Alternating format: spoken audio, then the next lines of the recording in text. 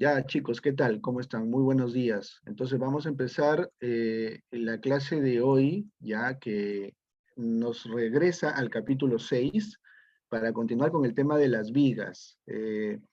Recuerden que el concepto de una viga tiene que ver con un elemento horizontal unidimensional de sección uniforme que está sometido a carga vertical o digamos a carga transversal, ¿no? En general, carga perpendicular a su eje y por lo tanto tiene ciertas características de deformación, de distribución de esfuerzos. En particular, el fenómeno de la flexión, que lo hemos estudiado de manera aislada, le hemos llamado la fórmula de la flexión pura o la fórmula de Maggi, y que básicamente permite combinarse con otros tipos de solicitación, como la carga axial, y aparece el fenómeno de la carga excéntrica o el caso general de carga excéntrica, que de la mano con la teoría de deflexiones nos permite tener una idea de cuál es el, digamos, el panorama completo de estos elementos, ¿no? Pero todo eso ha partido del análisis del momento flector, ¿no? De la flexión. Ahora lo que queremos complementar es el esfuerzo cortante, ¿no? Miren ahí en la foto que ustedes están observando, permítanme comentarles que ven una viga, esta de color amarillo, que se conoce como una viga denominada puente grúa, ¿no? Y que lo que hace en diversos ambientes como naves industriales es permitir el traspaso, el transporte de elementos muy pesados, a veces de 10 toneladas, 15 toneladas, y a través de una viga carrilera que ustedes ven aquí en el lado izquierdo, ¿no? Permite hacer ese desplazamiento. Esta viga, que puede parecer una viga tan simple como simplemente apoyada, está sometida no solamente a momento flector, sino también a fuerza cortante. Eso es lo que queremos estudiar el día de hoy, ¿no? Cómo la fuerza cortante se distribuye en los elementos de una sección transversal y además cómo es esa distribución. Eh, cómo es ese esfuerzo cortante, ¿no? Antes habíamos asumido que era un esfuerzo cortante promedio, pero hoy día vamos a descubrir que realmente pues, puede ser más compleja esa distribución, ¿ya? Bien, entonces he preparado la clase de hoy. Les voy a pedir que por favor sus consultas me las vayan haciendo por el chat y cualquier cosa ya yo me detengo para invitarlos a que hagan preguntas a través del micrófono, ¿ya? Bien, entonces, a ver, permítanme un segundito aquí, voy a configurar y damos inicio.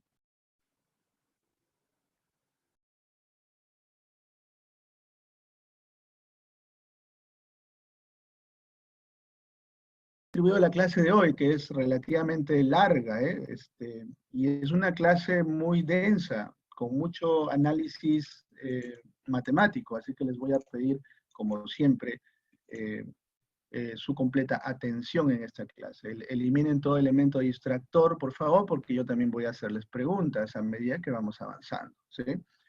Entonces, hoy día, ¿qué vamos a hacer? Estudiar primero el esfuerzo cortante horizontal en vigas. Esto es todo un tema que abarca varias partes. Primero, el cortante sobre la cara horizontal de un elemento de viga. Esto nos va a permitir descubrir qué está pasando en la dirección longitudinal. Luego, eso inmediatamente nos va a permitir saber qué pasa en la sección transversal, cuáles son los esfuerzos cortantes ahí, que justo es el objetivo, y aplicaremos esa teoría, ¿no?, a los esfuerzos cortantes en algunos tipos comunes de vigas. Las que más se usan, por ejemplo, en edificios, ¿no?, en estructuras convencionales. Eso es lo que vamos a aplicar. En realidad, este punto o esta sección 6.1 es todo lo que nos compete el día de hoy, pero también vamos a complementar con algunas pequeñas ideas de qué pasa en vigas rectangulares delgadas. En realidad, lo que nosotros estudiamos en toda esta parte son para, digamos, vigas que tienen dimensiones normales, ¿no? Como puede ser una viga así, más o menos, ¿no? Me refiero a su sección transversal. Pero después veremos casos extremos, un poco de, digamos, de teoría para ver qué pasa con una viga que es demasiado delgada, ¿no? Una viga de sección rectangular con un ancho muy pequeño en comparación a su peralte. Porque ya sabemos que allí quizás no se satisface la hipótesis de Navier de que las secciones planas permanecen planas, y entonces hay por ahí un problema, ¿no? Con respecto a nuestras hipótesis, ¿ya? Bien, entonces empecemos con lo primero. Veamos qué pasa con el esfuerzo cortante horizontal en vigas, ¿no? Y para esto recurrimos a un ensayo muy simple. Noten ahí que tengo una viga de madera, ¿sí? Claramente se ve que es de madera, eh, y que a pesar de que las cargas, porque estos apoyos que ven aquí, ¿no? Hacen las veces de cargas, o sea, yo en realidad estoy aplicando carga transversal, ¿no? En realidad la definición de una viga es eso, que está sometido a carga transversal, perpendicular a su eje, ¿no? A pesar de que las cargas son transversales a su eje, miren cómo se produce una falla horizontal, ¿no? ¿Qué está pasando aquí? La viga se está dividiendo en dos segmentos, ¿no? En dos bloques que se han separado o se han deslizado entre sí y por lo tanto ha generado una falla horizontal. Entonces, ¿cómo es posible que haya una falla horizontal si las cargas son verticales? Si ustedes le agregan además peso por aquí, supongamos que le agregan carga distribuida, ¿no? En algún instante del colapso vamos a ver que hay efectivamente fisuras horizontales. Entonces esto nos lleva a pensar en el problema y estudiarlo de forma analítica para ver qué está sucediendo realmente en fibras horizontales, ¿no? Dentro de la viga. Entonces eso significa que allí van a haber esfuerzos cortantes, ¿no? Y que se producen no en la dirección transversal, sino en la dirección longitudinal. Bien, vamos a observar una viga en voladizo y digamos que está construida por láminas independientes, ¿sí? Es como que esta viga, que puede ser de sección rectangular, la he construido con unas 4 planchas, ¿sí? 4 planchas superpuestas una sobre otra, apilada una sobre otra y pues sometida a flexión. Sometida a flexión significa que hay una carga transversal, ¿no? Que va a producir momentos y cortantes y que va a producir una deformación. Entonces, noten ahí, si las planchas no están pegadas entre sí, pues hay un desplazamiento relativo entre ellas, ¿no? Se deslizan. Fíjense claramente en este extremo, ¿ya? Las planchas no mantienen esta configuración uniforme en su extremo, sino que se han deslizado. Y aquí se forma una especie de escalerita. Entonces, esto demuestra de alguna manera que la flexión sí tiene un efecto sobre la dirección longitudinal en la viga, ¿no? Ese deslizamiento se le llama deslizamiento relativo horizontal y entonces está ligado a la fuerza cortante. Si algo pasa en esa dirección longitudinal es porque allí hay fuerza cortante, así que eso nos lleva a pensar un poquito, ¿no? Vamos a analizar, como siempre, hemos hecho hasta ahora en todos los temas, sacar alguna rebanada de viga y cortarla en ambos extremos para ver cómo se presentan las fuerzas internas, hacer una ecuación de equilibrio y en función a eso encontrar alguna novedad, como puede ser una fuerza interna en un plano que también estoy cortando. Entonces, eso nos lleva a reflexionar y es justo lo que vamos a hacer para una viga de sección llena, ¿no? Vamos a utilizar una viga de sección sólida, no, todavía no nos involucremos en elementos de pared delgada. Primero vamos a estudiar esta viga, que como ven aquí tiene una sección de forma trapezoidal, o sea que tiene un eje de simetría, tiene una fuerza cortante V, ¿no? Y tiene un momento flector. O sea, es una viga sometida a flexión. Estamos hablando de un corte, ¿no? En una sección interna está sometida a esos dos efectos que son muy comunes, ¿no? Entonces, en una viga de sección llena, lo que vamos a descubrir es que la fuerza cortante, o sea que este señor, ¿no? V, causa esfuerzos cortantes verticales y también horizontales. O sea que justo lo que hemos visto en la diapositiva anterior, el hecho de que se deslicen las planchas significa que hay esfuerzos cortantes horizontales. Obviamente también los verticales, ¿no? O sea, por aquí va a haber una distribución de taus en este sentido y también va a haber una distribución de taus en la dirección vertical, dentro de la sección transversal. Y eso lo vamos a demostrar, ¿ya? Entonces, supongamos que en un punto cualquiera, ¿no? Cuyo, digamos, cuya área es tan pequeña, es infinitesimal, digamos, diferencial de área.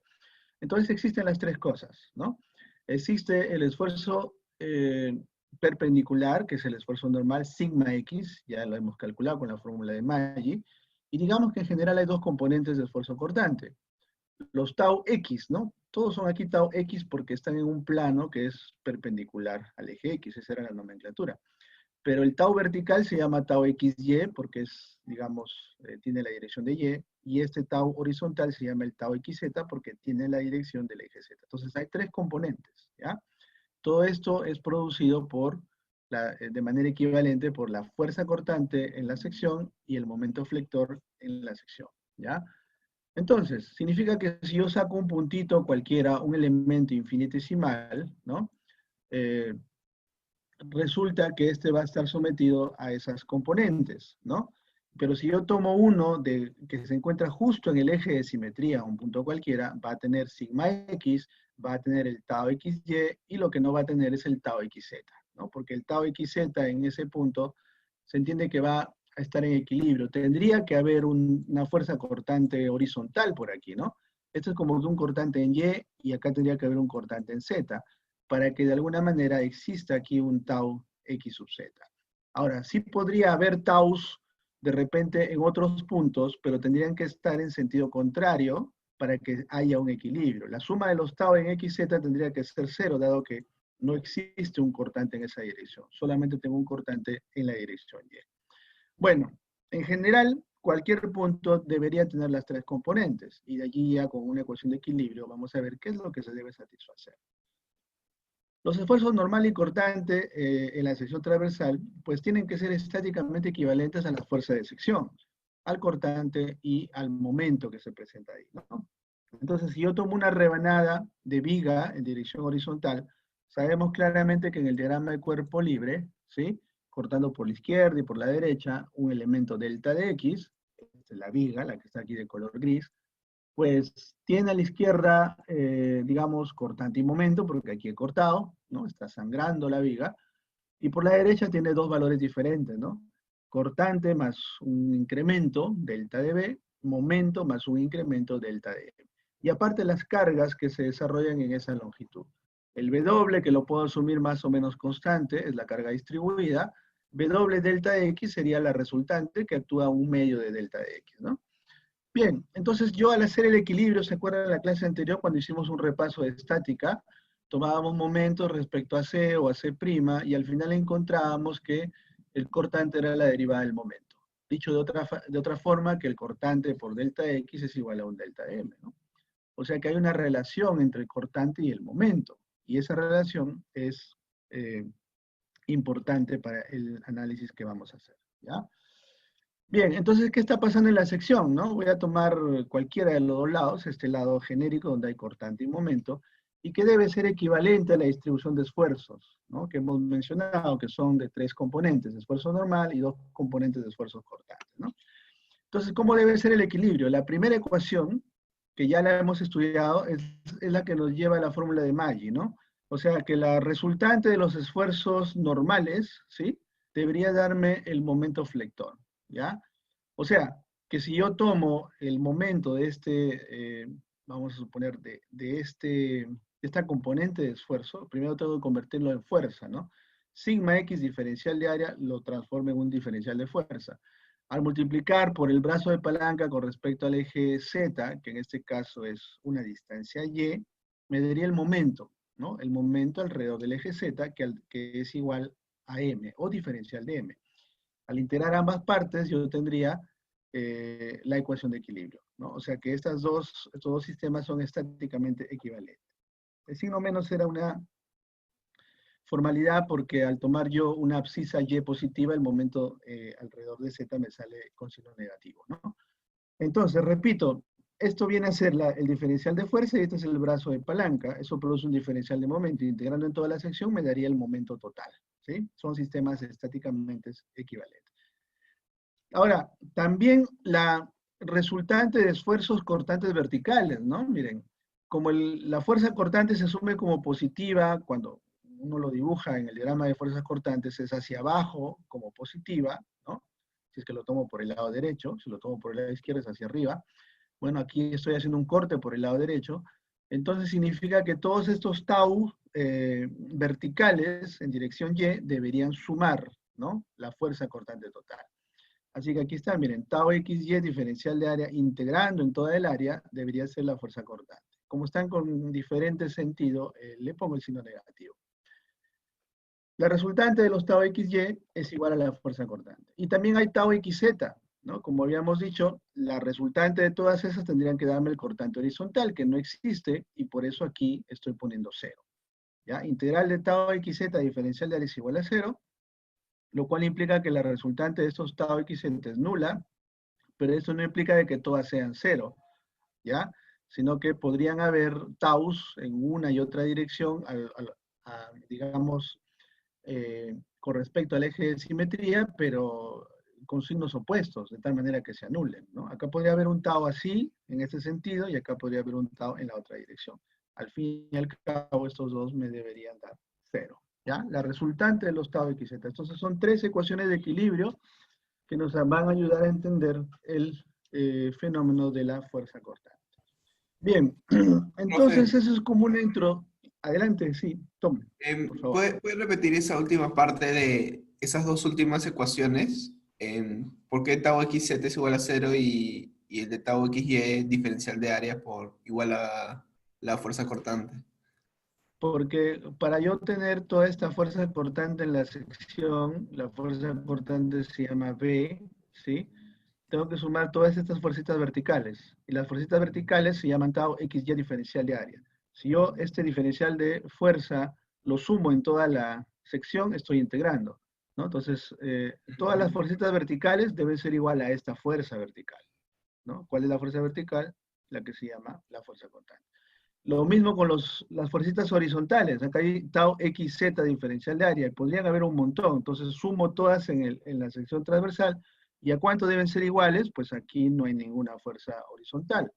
Digamos que el cortante en la dirección z es igual a cero. Entonces lo igualamos a cero. ¿Ya? Simplemente estoy Ya. sacando la resultante de todas esas componentes de esfuerzo. ¿De acuerdo, Tom? Sí, profe. Bien, continuamos. Esto es solo una introducción al fenómeno, ¿ya? Lo que estamos viendo es que pasa algo en la dirección horizontal, vamos a ver qué sucede, que en un punto cualquiera en la sección transversal pueden haber las tres componentes, sigma x, tau xy y tau xz, ¿verdad? Sin embargo, las dos cosas deben ser sistemas de fuerzas equivalentes. A ver, por acá tengo otra pregunta. Claro, se aplica integral, Sarela, porque eso es igualito que sumar, ¿no? Sacar la resultante de cosas infinitesimales es aplicar una integral, ¿ya? Claro, y estamos aplicándola sobre toda la sección transversal, toda la cara de la sección transversal. Es la suma de todos los puntos, como dice Jorge.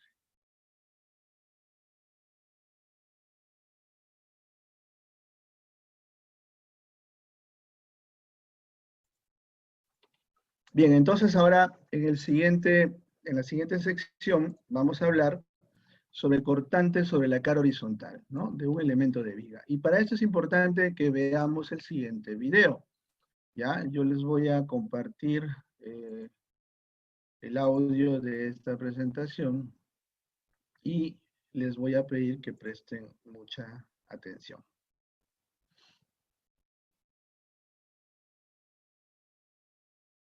Formada por dos piezas de un mismo material a la que aplicamos una carga. Para pequeños valores de carga, las dos piezas trabajan conjuntamente hasta que la fricción en la superficie de contacto se vence y las dos piezas se deslizan entre sí trabajando independientemente. Utilicemos ahora un pegamento para unir las dos piezas y evitar así el deslizamiento entre ambas. Entonces, al aplicar cualquier carga, las dos piezas trabajan como si fueran. Observamos que el pegamento, al evitar cualquier deslizamiento, garantiza la transferencia de esfuerzos constantes de una pieza a la otra en toda la superficie de contacto. Lo mismo sucederá en cualquier superficie horizontal de la viga. La carga aplicada producirá en esta superficie esfuerzos cortantes que siguen la dirección longitudinal X, por lo que se conocen como esfuerzos cortantes longitudinales. Aislemos una rebanada de viga entre dos secciones transversales, separadas una distancia delta X, donde los momentos flectores de los extremos se diferencian en delta M. Entonces, los esfuerzos normales en las caras extremas serán diferentes debido a este delta M. Aislemos ahora una porción superior de la rebanada inicial y reemplacemos los esfuerzos por sus fuerzas resultantes equivalentes, F1 y F2. Estas fuerzas son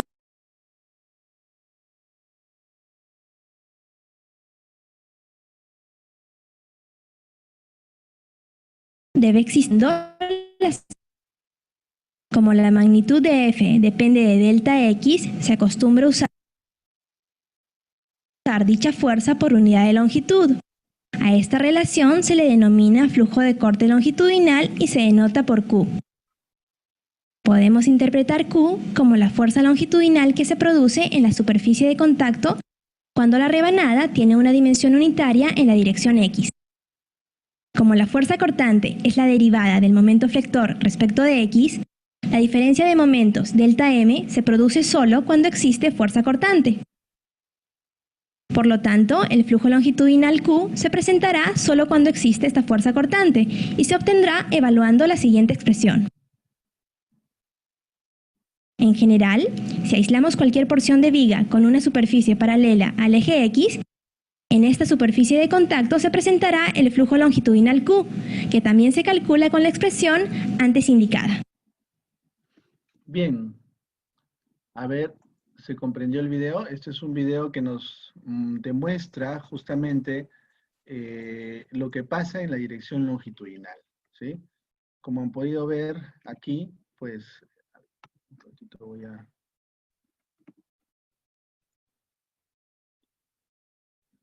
poner mi puntero, no, mejor mi pluma, ya, miren.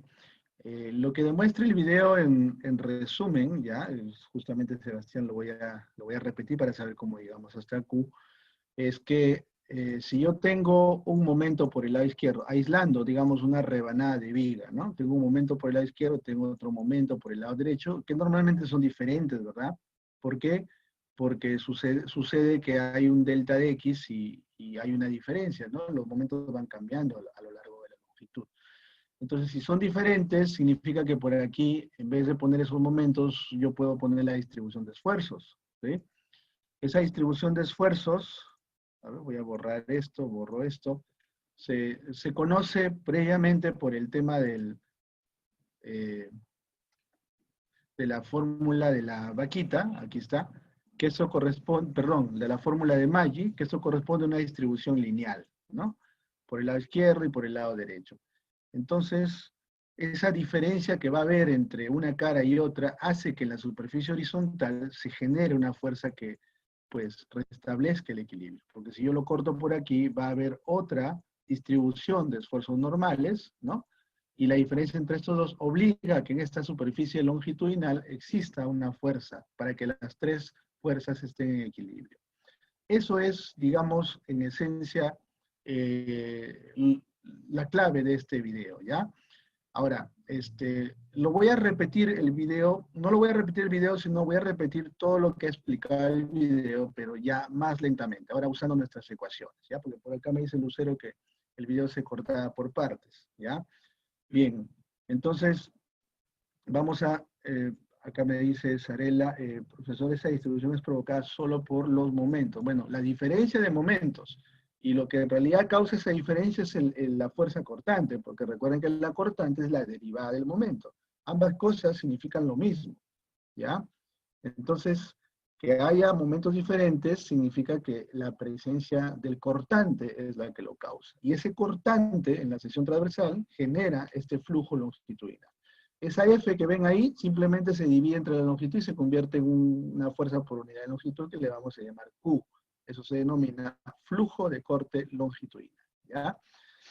Ya, sí, Sebastián, sí, son los momentos los que generan los esfuerzos normales en las vigas. Y esos esfuerzos normales, cuando están desequilibrados, generan una fuerza longitudinal. Vamos a ver que hay una cadena de conceptos que mejor lo estudiamos a continuación. Ya, a ver, miren lo que vamos a hacer, ¿ya? Entonces acá digo, las cargas transversales aplicadas en el eje de simetría de una viga sí generan esfuerzos horizontales, ¿no? Lo que hemos llamado esfuerzos cortantes horizontales y que es lo que acabamos de ver en el video. Pero ¿cómo llegamos a esa conclusión? Primero, lo que hemos hecho en el video es lo siguiente. Consideremos una viga recta sometida a cargas transversales en su plano de simetría, ¿no? O sea que, como ven aquí, esta es una viga simplemente apoyada, sometida a cargas, ¿ya? Estas cargas, visto en sección transversal, están aplicadas sobre el eje Y, ¿no? Aquí está, por ejemplo, la carga distribuida W, está aplicada en el eje de simetría. Si no estuviera en el eje de simetría, habría torsión, y eso es algo que pretendemos aislar. Bien, entonces, cortamos un segmento. en la dirección longitudinal que mide delta de x, ¿ya? O sea que alrededor de, por ejemplo, digamos, el punto C, la sección que pasa por el punto C, por aquí, tomo una pequeña rebanada, ¿no? Estoy tomando una rebanada así, miren, ¿ya? Este chiquito que aquí se ve en dirección longitudinal, ¿ya? Aquí se ve un poquito más grande.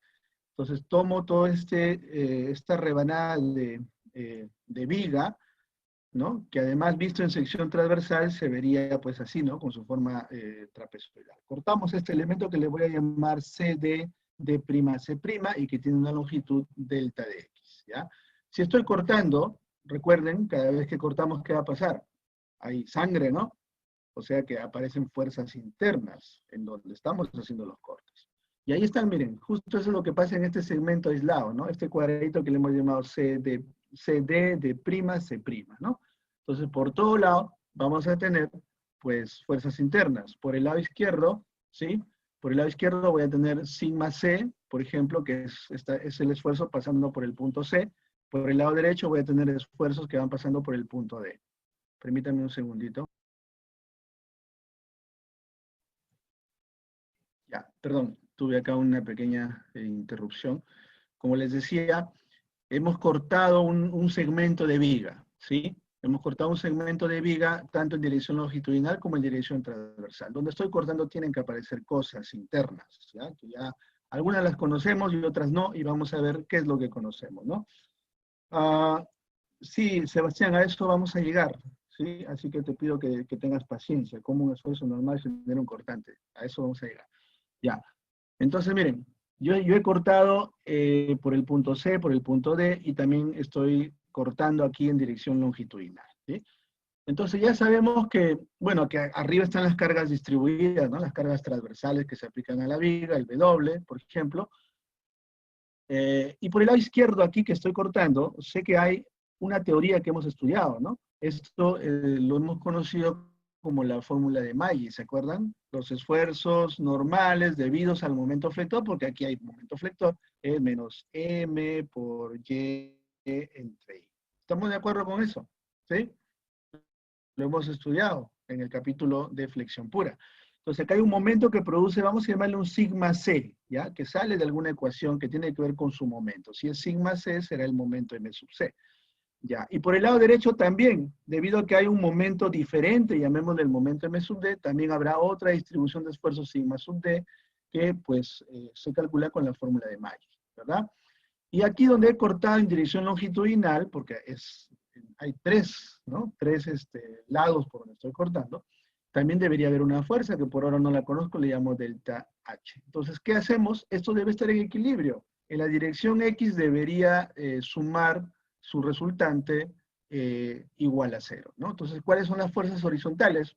Delta H, todo esto que básicamente sería integrar todos los esfuerzos sigma diferencial de área en toda esta superficie, o sea, en toda el área, ¿ya? Y como uno va hacia la derecha será sigma C diferencial de área y el otro será menos sigma D diferencial de área. La suma de todas estas fuerzas debería ser igual a 0, ¿ya? Entonces, ya sabemos, acá justo estoy colocando la misma ecuación, que debido a la fórmula de Maggi, sigma C es M sub C por Y entre I, ¿no? Que va, digamos, dirigido hacia la derecha.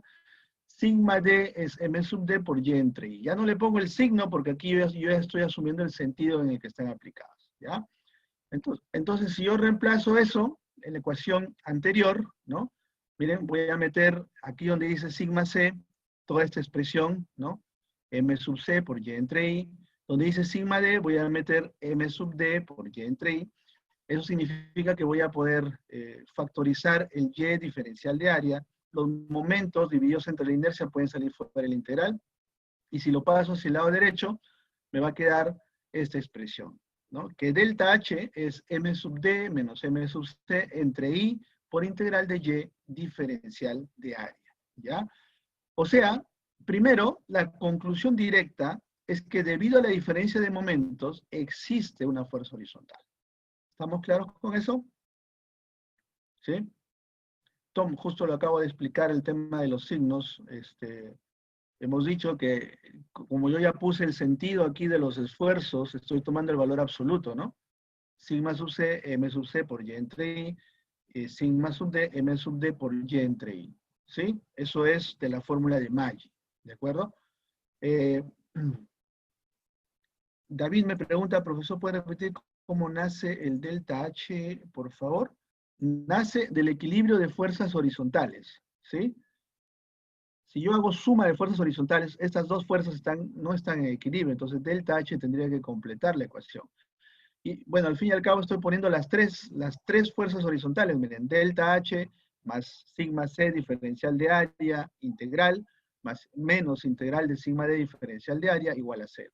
Entonces, al reemplazar las fórmulas de Maggi en sigma C y sigma D, que yo ya lo conozco porque dependen de los momentos, ¿no? De los momentos que se aplican en cada cara, despejamos delta H. Y encuentro entonces que efectivamente existe una fuerza horizontal. ¿Debido a quién? A la diferencia entre momentos que hay entre las secciones C y D.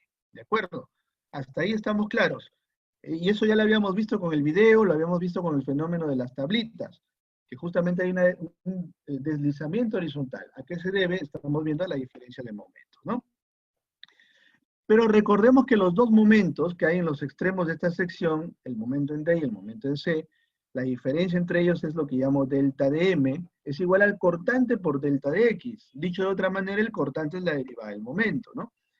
Y además, por otro lado, si definimos a esta integral, no sé si ustedes se recuerdan de la estática, integral de Y diferencial de área, es lo que vamos a llamar el primer momento, o también se llama momento estático.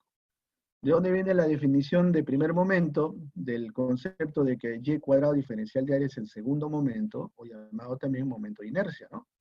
Por lo tanto, Y por diferencial de área es el primer momento de la sección transversal. ¿Ya? En el libro también se le llama el momento estático, y integral de Y diferencial de área de toda esta área de la sección transversal le vamos a llamar Q mayúscula, ¿sí? No la confundan con la letra Q minúscula, que es otro concepto.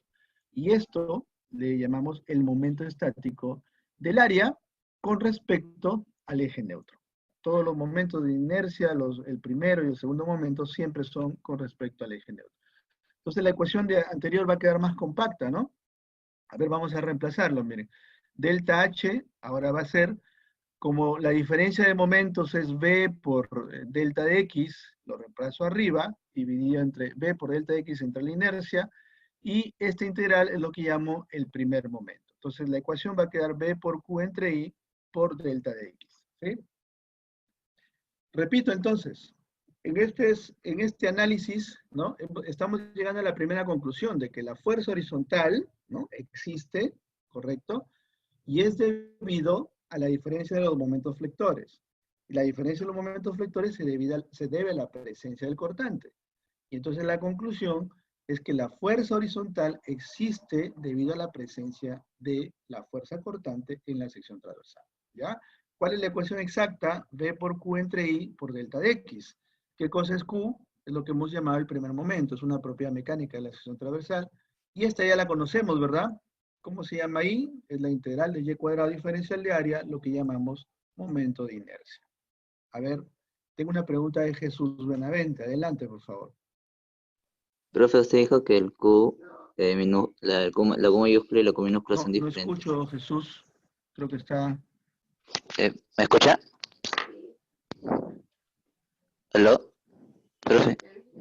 A ver, no sé si ustedes escuchan a Jesús, pero yo no lo escucho.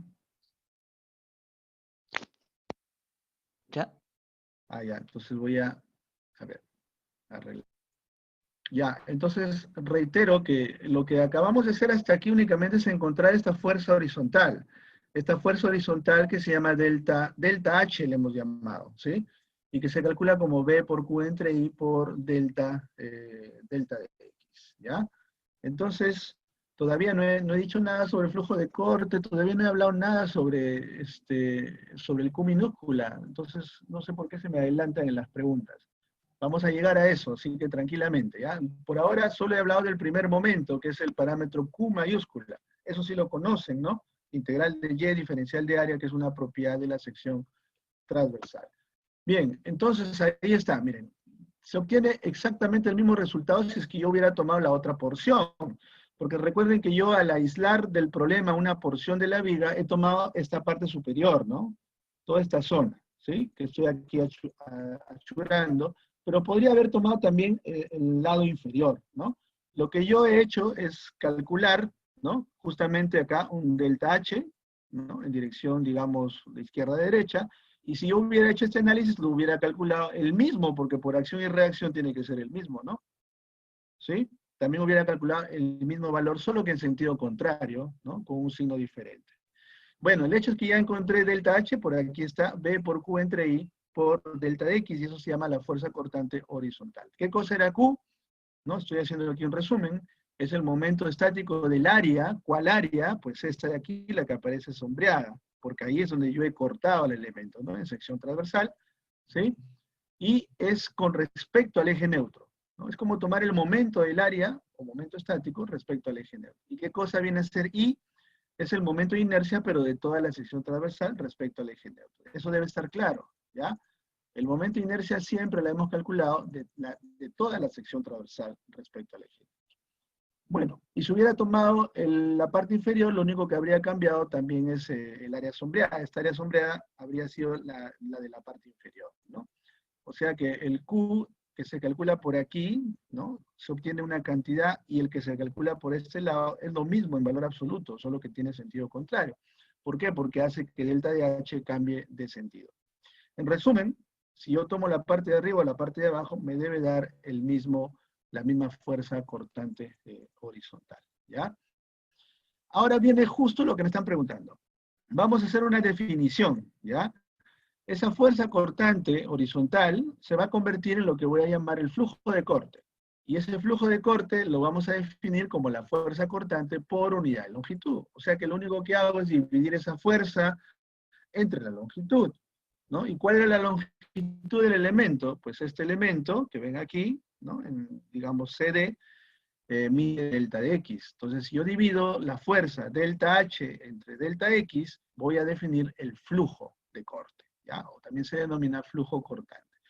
Como la ecuación de delta H, ¿se acuerdan que hace ratito lo hemos definido? Es B por Q entre I por delta de X, ¿no? Al dividir entre delta de X me queda B por Q entre I, ¿ya? Entonces, ¿qué cosa es flujo de corte? Es la fuerza cortante por unidad de longitud. Y estamos pensando siempre en la dirección longitudinal. Bueno, Q, lo acabo de decir, es el momento estático del área sombreada con respecto al eje neutro, y I es el momento de inercia de toda la sección transversal, también con respecto al eje neutro, ¿ya? Entonces, hasta ahí noten que yo ya podría calcular qué pasa en las vigas en la dirección longitudinal. Puedo calcular esa fuerza cortante longitudinal, llamada también fuerza horizontal, o si no, el flujo de corte, ¿sí? Por ejemplo, vamos a aplicarlo a este ejercicio. Miren, el ejercicio 1. Tenemos una viga que está hecha de 3 tablones, ¿no? 3 tablones que son igualitos, son de 20 por 100 milímetros, ¿no? Miren, el de arriba 20 por 100, el de abajo igual, y el de en medio también, ¿no? 20 por 100, solo que está a 90 grados. Y están asegurados con clavos, ¿no? Para poder hacer que esta sección sea monolítica, lo hemos clavado tanto arriba como abajo, y si entre los clavos hay una separación de 25 milímetros, y la fuerza cortante de la viga, ¿no? Digamos en la sección transversal, aquí, la fuerza cortante B, es de 500 newtons, determine qué es lo que le está pasando a cada clavo, o sea, cuánto es la fuerza cortante en cada clavo. Eso es interesante porque así yo puedo saber qué calidad o qué resistencia de clavo comprar, ¿no? Para poder hacer este entablado, ¿no? Y justo eso es lo que pasa por aquí. Miren, si yo le hago un corte a la sección por esta zona, donde estoy ahí indicando, voy a calcular el flujo de corte, ¿no? Y ese flujo de corte se constituye en una fuerza cortante entre longitud y que está aplicándose sobre los clavos, ¿no? Y puedo yo saber cuál debe ser la resistencia al corte de los clavos. A ver, vamos a hacer el análisis justamente allí, ¿ya? Solución. Este es un ejercicio conceptual, ¿no? Donde lo que tenemos que hacer es averiguar en esa interfase por donde están pasando los clavos, donde están trabajando a corte, hacer el área sombreada, ¿no? Si toda esta es mi sección transversal, recuerden que es 20 por 100 milímetros, voy a hacer un corte aquí, miren. ahí, en esa interfase. ¿Por qué ahí? Porque ahí está el clavo, ¿no? Entonces voy a atravesar el clavo y lo voy a someter a fuerza cortante. Entonces, igual podría haber hecho el de abajo, da lo mismo, ¿no? Para el análisis del clavo de abajo también resulta la misma operación, ¿ya? Porque tengo la misma área sombreada. Entonces, la parte de arriba vendría a ser toda esta área sombreada que yo puedo utilizar para calcular mi momento estático. Y ya saben que para el momento de inercia, o sea, esta área sombreada sirve para calcular Q, que es el momento estático, y toda el área que ven aquí sirve para calcular el momento de inercia. El momento de inercia siempre es de toda la sección transversal. Justo saquemos el momento de inercia, ¿ya? A ver si alguien me ayuda. ¿Cómo sacamos la inercia de toda esta sección? A ver, quiero que lo saquen en metros a la cuarta en con su calculadora, ¿sí? ¿Me ayudan a sacar esa inercia? A ver, les doy un minuto para que lo hagan. Y quien tenga el resultado me lo pone en el chat. El momento de inercia de toda esa sección, a ver, señores, por favor, rápidamente. Quiero ese número.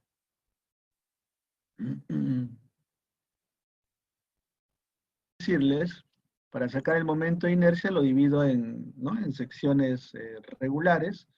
La sección que está en medio, ya es, digamos, la sección rectangular, y ya es su inercia centroidal, entonces un doceavo del ancho por la altura al cubo, ¿no? Acá está en metros, 0.020 metros por 0.100 metros, ¿no? Elevado al cubo entre 12, ¿ya? Esta es la inercia que podríamos decir de la figura 1, ¿ya? Después tengo estos dos rectángulos que le voy a llamar figura 2 y que es igualito también aquí abajo, ¿no? Figura 2. Como es igualito, entonces más dos veces su inercia centroidal, que viene a ser esto, un doceavo de su ancho, que viene a ser 0.100 por su peralte al cubo, que es 0.020, ¿ya? Pero Steiner, porque su centroide no coincide con el centroide de toda la sección, así que más área por distancia al cuadrado. Ahí está, ¿no? El área viene a ser 0.020 por 0.100 y la distancia al cuadrado es 0.060, ¿no? Elevado al cuadrado. Eso es Steiner. Y todo multiplicado por 2, ¿ya? Porque son dos figuritas. Al hacer el resultado, efectivamente, ¿no? Tal como lo han sacado Fernando, Sebastián, efectivamente, 1.62 por 10 a la menos 5 metros a la cuarta, o 16.20 por 10 a la menos 6. Muy bien. Entonces, no debe haber ninguna duda de que los momentos de inercia se sacan con respecto a toda la sección. Y los primer momento, o momento estático, solo corresponde al área sombreada, donde yo pretendo analizar el corte longitudinal. Yo pretendo hacerlo allí porque justo por ahí están atravesando los clavos, ¿verdad? Ok, claro, Jesús, te faltó duplicarlo. Profe, Muy bien, entonces ahora el primer momento del área sombreada, efectivamente con respecto al eje neutro, es igual que los momentos de inercia, pero se multiplica área por distancia nada más, ¿no? O integral de y diferencial de área. En realidad es así, ¿no? Es integral de y diferencial de área, o también podría tomar área por distancia, ¿no? Esto podría también reemplazarse por sumatoria de áreas, si es que tengo varias áreas conocidas, ¿no? Cada una por su distancia con respecto al eje neutro, distancia centroidal. Aquí tengo una sola figura en cuestión, ¿no? Acá, un solo rectángulo, así que su área total será 0.020 por 0.100, y su distancia centroidal hacia el eje neutro, o sea, desde este centroide hasta el eje neutro es 0.060. Esto me va a salir en unidades de metros al cubo. Eso debe estar claro. Momento de inercia, metros a la cuarta. Momentico, metros al cubo. ¿Ya? 120 por 10 a la menos 6. Entonces, según mi teoría que acabamos de deducir, la fuerza horizontal por unidad de longitud, lo que hemos llamado flujo de corte, ¿no? Entonces viene a ser V por Q entre I. Lo que hemos llamado flujo de corte, Q minúscula, ¿no? Es lo que hemos escrito como V por Q entre I. Entonces, en la sección transversal actúa un cortante de 500 newton, el momento estático es 120 por 10 a la menos 6 metros al cubo, el momento de inercia, que lo acabamos de sacar, y entonces esto significa que en esa sección, o sea que si yo dibujo la tabla, por ejemplo, así en un isométrico, ¿no? La parte superior de la tabla, ¿correcto? ¿qué está pasando? Que en esa dirección longitudinal, estas son fuercitas que están por debajo, ¿no? Están trabajando el flujo de corte, 3.704 newtons por cada metro de longitud, ¿ok? O sea que si yo voy a poner clavos, ¿no? Voy a poner un clavo que atraviesa por aquí, aquí está la cabeza del clavo, aquí está la cabeza, y separado una distancia S, ¿no? Y un clavo más adelante, igualito, separado una distancia S, ¿cuánto se estaría llevando cada clavo? ¿No? ¿Cuánto sería el corte total, la fuerza cortante total? Pues, por ejemplo, el clavo que esté en medio, la mitad del lado izquierdo más la mitad del lado derecho, o sea que una longitud S en total. S medio más S medio es igual a S, ¿no? Cualquier otro clavo, miren, el de aquí también se llevaría la mitad de este flujo y la mitad del otro. Cada clavo se lleva, ¿no?, la mitad de las distancias que hay entre ellos. En total, la longitud sería de S. Entonces, la fuerza en el clavo, ¿no?, la fuerza cortante total en cada clavo será la distancia S, que justo aquí se da en el problema, que es 0.025 metros, por el flujo de corte. Y como esto era newton por metro, a multiplicar por metro, me va a dar la fuerza en el clavo ya en newtons, ¿sí? 3.704 por 0.025 sería a lo que cada clavo está sometido. Entonces, si yo dibujo por aquí la sección transversal del clavo como si fuera un perno, ¿no? Pues el corte al que está sometido esta sección transversal es justamente esta fuerza F, 92.6 newtons, ¿ya?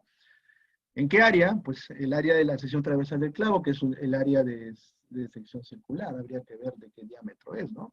Esto podría ser un diámetro de 1 pulgada, de 3/4, de media pulgada, etc. Pero el hecho es que en el problema solo me han pedido calcular la fuerza en el clavo, ¿ya? Acá tenía una pregunta en privado. No me gusta, por favor, que me hagan preguntas en privado, porque si no, el resto no se enteran de las dudas que tienen. Es el primer momento de uno de los rectángulos horizontales no se debe hallar de ambos. ¿Qué pasaría si las áreas de los dos rectángulos? Pero daría lo mismo. Si ustedes calculan del de abajo, el primer momento, con respecto al eje neutro, les va a salir lo mismo. Recuerden que si toman el área de arriba o el área de abajo, va a salir lo mismo. Inclusive, si toman también, por ejemplo, ¿no? Miren, yo aquí voy a anotar con otro color. Si yo tomara esto, ¿no?, lo debajo del corte, también me va a salir lo mismo. Pero es más difícil, ¿no? ¿Se puede calcular el primer momento de toda esta forma? Claro que sí, se hace en dos partes, ¿no? Con respecto siempre al eje neutro. Y me debe dar lo mismo que aquí he calculado como, 120 por 10 a la menos 6, ¿ya? Para el Q se toma el área sombreada al anís, ¿ya? El de arriba o el de abajo, lo que sea más fácil de calcular. En valor absoluto sabemos que es la misma cantidad, ¿correcto? Se escoge de manera conveniente. Bien, entonces este es solo un ejercicio conceptual para entender el concepto del flujo de corte. Vamos a continuar. Ya, y con esto hemos averiguado qué pasó con el clavo. Pero eso todavía no nos resuelve el problema, esto no nos resuelve todavía el problema de la viga, porque el objetivo de la clase de hoy es encontrar los esfuerzos cortantes en una viga, o sea, en su sección transversal, ¿ya? Sí me están escuchando, ¿verdad? ¿Sí? Ya. Entonces, los esfuerzos cortantes en una viga van en la sección transversal. Lo que yo acabo de calcular es el flujo de corte en la dirección longitudinal. Bueno, vamos a ver qué sucede a continuación. Recordemos lo que habíamos hecho, ¿no? Hemos calculado el esfuerzo cortante en la dirección, digamos, el flujo de corte en la dirección longitudinal. La conclusión a la que voy a llegar ahora es la siguiente, que el esfuerzo cortante promedio en la sección se puede calcular en función de ese flujo de corte horizontal que yo acabo de definir como Q, ¿ya? Y justamente, miren, lo que había hecho es todo esto, ¿no? Todo este análisis de sacar un pequeño segmento, cortarlo por las tres caras, hacer una ecuación de equilibrio en la dirección X, me conllevaba a calcular delta de H o también Q, ¿no? Que simplemente es delta de H dividido entre delta X, ¿no? Y que luego eso se simplificaba la fórmula V por Q entre I. Esto es en resumen lo que hemos visto hace un ratito, ¿ya? En este cálculo está involucrada el área sombreada y para el momento estático Q y el área total para el momento de inercia. Entonces, si yo le hago un corte a esa pequeña rebanada, noten que lo que yo he calculado es esta fuerza, ¿no? Este delta de H realmente es la dirección longitudinal, ¿ya? Pero a lo que a mí me va a interesar es el tau, ¿no? Si esto lo he convertido, digamos, en un flujo de corte dividiendo entre la longitud, ¿cómo hago para convertirlo en tau? ¿Cómo hago para convertirlo en esfuerzo cortante? Acá, miren. O sea, quiero saber cuánto es el esfuerzo cortante. ¿Qué tendríamos que hacer? A ver, ¿quién me dice? Yo tengo la fuerza total actuando sobre una área, ¿cómo calculo el esfuerzo cortante promedio? Dividiendo entre el área, ¿sí? Claro, puede ser que la distribución no sea uniforme, por eso le llamo esfuerzo cortante promedio, ¿no? El esfuerzo cortante promedio sería dividir ese delta de H entre todo el delta de A, y el delta de A, como ven aquí, es delta de X multiplicado por este ancho T. T por delta de X. Eso me debería dar el esfuerzo cortante promedio, ¿no? Y que va dirigido a lo largo de la dirección longitudinal, o sea, viene a ser un tau sub YX, por la nomenclatura. Y porque el plano es perpendicular al eje Y, X porque sigue la dirección del eje X, ¿no? Entonces, al dividir entre T, ¿qué tengo? Tengo una fórmula, pues ya sabía que en este caso, delta H entre delta X es B por Q entre I, y al dividir entre T sería B por Q entre I por T. Pero ese esfuerzo cortante es el que va en la dirección longitudinal. A mí me interesa saber cómo es en la sección transversal, ¿ya? Entonces, para esto solo tengo que acordarme de mi elemento infinitesimal. Ustedes se acuerdan que si yo he calculado, pues, un esfuerzo así, cortante tau, ¿ya? ¿Qué está pasando en esta cara con respecto a este otro cortante? Es exactamente el mismo. Y esto era algo que habíamos visto en el estado general de esfuerzo, ¿no? Esos dos taus, porque concurre en una misma arista, ¿no? Deberían ser igualitos, cuestión de equilibrio, ¿ya? Bien, entonces, eso es lo que voy a decir, ¿no? El tau que yo calculaba en dirección longitudinal es el mismo tau que se calcula en la dirección transversal. Y la dirección transversal, bueno, el tau promedio, ¿no? Es lo que llamaríamos el tau XY. Entonces, con esto yo estoy calculando ya por fin en la sección transversal el tau XY, que es igual al tau YX promedio y que viene a ser B por Q entre I por T.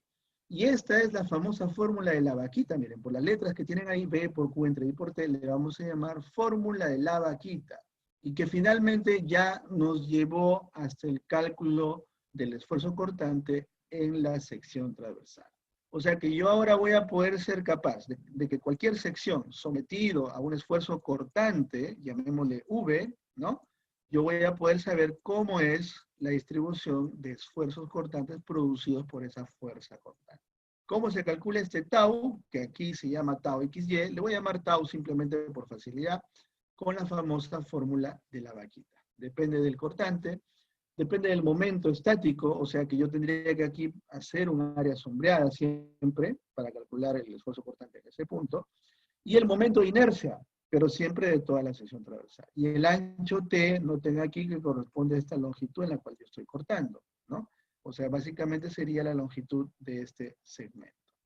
Entonces llegué a la conclusión que buscábamos el día de hoy, que es saber cómo es los esfuerzos cortantes en una viga, ¿no? En la sección transversal. ¿Cuál es esta definición? La fórmula de la vaquita. A ver, por acá me están preguntando, Sebastián, profe, ese tau no considera los triángulos a sus costados. No estoy considerando los costados porque ahí sabemos que es cero, ¿no? Hay un área libre. Por eso estoy sacando el promedio que es más o menos dividiendo solamente entre el área. Entonces, según me dice Guamán, la flexión pura genera esfuerzos axiales, cortantes no, en realidad no es la flexión la que genera, sino la fuerza cortante. La fuerza cortante es la que está generando los esfuerzos cortantes, ¿ya? Ok, entonces, Sebastián, si me aclaras tu pregunta quizás por audio, porque eso fue lo que entendí. Profe, ¿me escucha? A ver.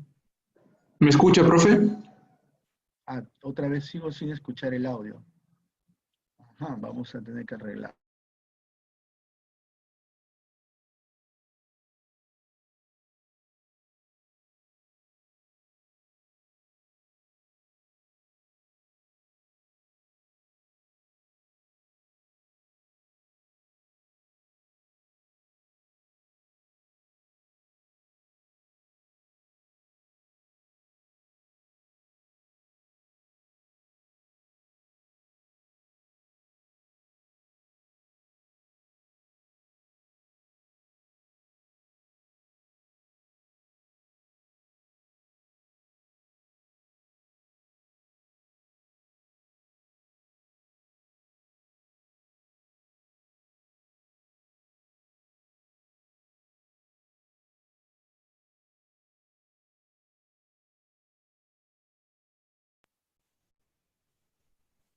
Adelante, Sebastián Bendezú.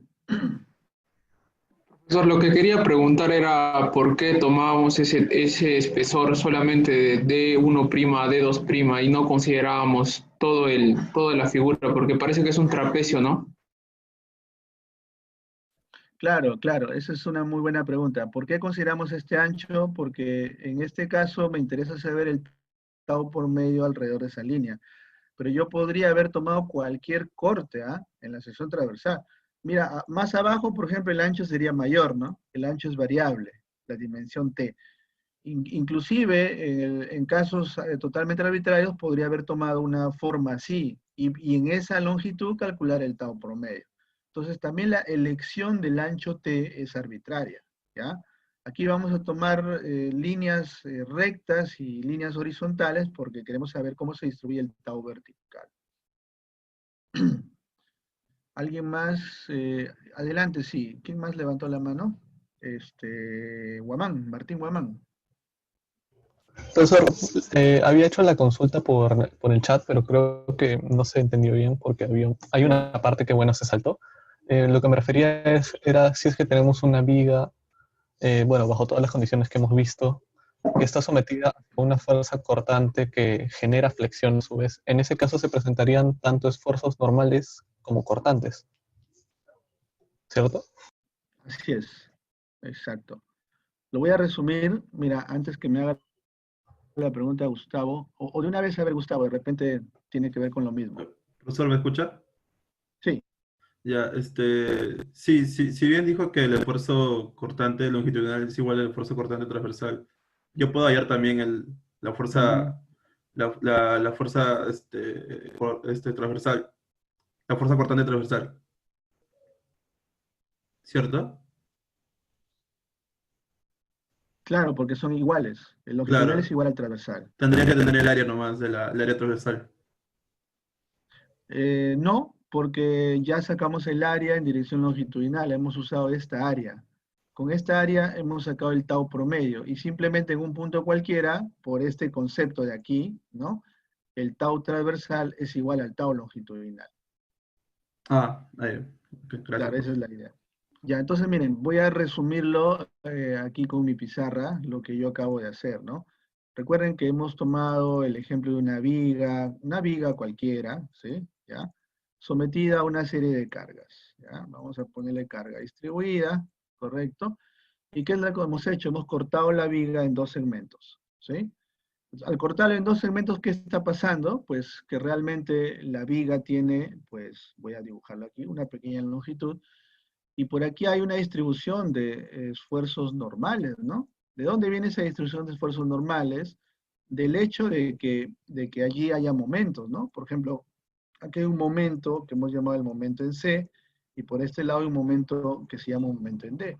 Con la fórmula de Maggi, sabemos que estos se convierten en esfuerzos, ¿no? En esfuerzos sigma X, llamémosle sigma C, y estos se convierten en esfuerzos sigma X, que también es sigma D. Entonces, como yo he cortado también aquí en la parte inferior, y estos dos yo los puedo reemplazar por fuerzas, por ejemplo, sacando su resultante de esos esfuerzos, esto se convierte en fuerza 1, esto se convierte en fuerza 2. Entonces, como yo he cortado también abajo, aquí tiene que haber una fuerza F sub 3, o lo que hemos llamado delta H. Eso fue la primera conclusión, ¿no? O sea, del concepto de que hay en dos secciones transversales diferentes una diferencia entre los momentos, y esa diferencia entre los momentos, recuerden que al final lo produce el cortante, porque el cortante es la derivada del momento con respecto a la distancia x. O sea, el cambio en el momento para una determinada longitud, ¿no? Entonces, debido a esa diferencia que hay de momentos, es que existe esta fuerza cortante longitudinal. Eso es lo primero que hemos demostrado, que las tablas podrían deslizarse entre sí porque allí hay una fuerza cortante. Luego ya hemos pasado un poco más al detalle y finalmente hemos dicho, mira, si la sección transversal es más o menos así, ¿no? Lo he dibujado de esta manera y nosotros hemos encontrado este flujo de corte longitudinal y que le hemos convertido en un tau, ¿no? ¿Por qué? Porque es muy fácil, divides tú, primero el delta H lo divides entre X y tienes Q, y luego lo divides entre el área, ¿no? Y se convierte en tau. Entonces tienes el tau longitudinal que se llama el tau yx. En este punto, por el concepto del equilibrio de un elemento diferencial, este tau transversal debería ser el mismo, tau xy. Entonces, indirectamente, al calcular las cosas en dirección longitudinal, hemos encontrado las cosas en dirección transversal. ¿Y qué cosa es ese tau xy? Que en realidad es un promedio, ¿no? Es la fórmula de la vaquita. Ese es el resumen, ¿ya? Del análisis que acabo de hacer y que Sarela tiene una duda. Adelante, Sarela. Profesor, entonces, ya, yo digo, por teoría yo sé que los esfuerzos van a ser iguales, ¿verdad? Los esfuerzos cortantes en ese punto, o en esa, cuando he hecho el corte, tanto el horizontal como el vertical, pero más no la fuerza, o Exacto. sea, más no la fuerza, o sea, la fuerza que va a generarse en horizontal va a ser diferente a la vertical, o también las fuerzas van a ser iguales. Sí.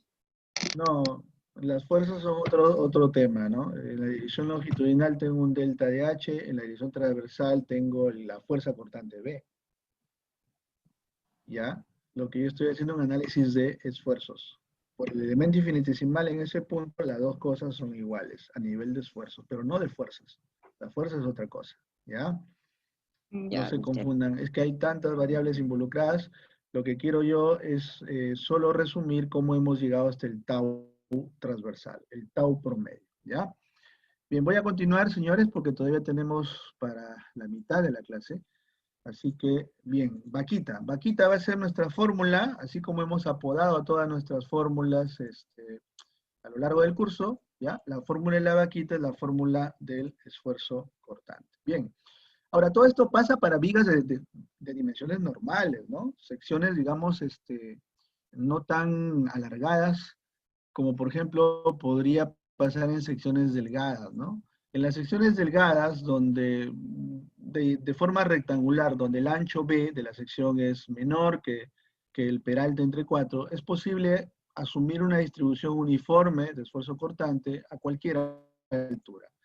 O sea, yo en realidad he asumido que podría ser una distribución arbitraria, pero lo puedo decir como una distribución uniforme, ¿ya? Para fines prácticos, porque ya sabemos además que en el borde, ¿no? En la cara libre el esfuerzo cortante es 0, ¿no? Pero bueno, para fines prácticos yo voy a usar la vaquita porque es el esfuerzo promedio para vigas de dimensiones normales, ¿no? Digamos secciones delgadas donde B es menor o igual que H entre 4. Si ustedes consideran, por ejemplo, B entre H mayor que un cuarto, porque aquí esto es un cuarto, ¿ya? Por ejemplo, B igual a 0.5, a U, B entre H, ¿no? 0.5, 1, 2, etc. Miren cómo cambia la distribución de esfuerzos. O sea, es realmente variable, como ven aquí, ¿no? El esfuerzo máximo con respecto al esfuerzo promedio es 1.12 para esta relación, y el esfuerzo mínimo es 0.94. Miren cómo cambia, ¿no? Entre 1.4 y 0.86, y en un caso extremo, donde B sea 20 veces H. ¿Cómo sería B igual a 20 veces H? Una sección transversal súper achatada, así, ¿no? Donde este ancho B, correcto, es 20 veces el peralte H. Entonces resulta lógico que si yo hago un corte por aquí, ¿no? Pues la distribución de los taus no va a ser uniforme, ¿no? Sino que el máximo es 6.7 el promedio y el mínimo es 0.8, ¿ok? Pero para todos los casos prácticos de vigas que están por este lado, donde B entre H, ¿ya? Es igual a un cuarto, o sea, a lo mucho yo tengo una viga así muy ancha, pero no tan ancha, de tal manera que esto es a lo mucho 4 veces.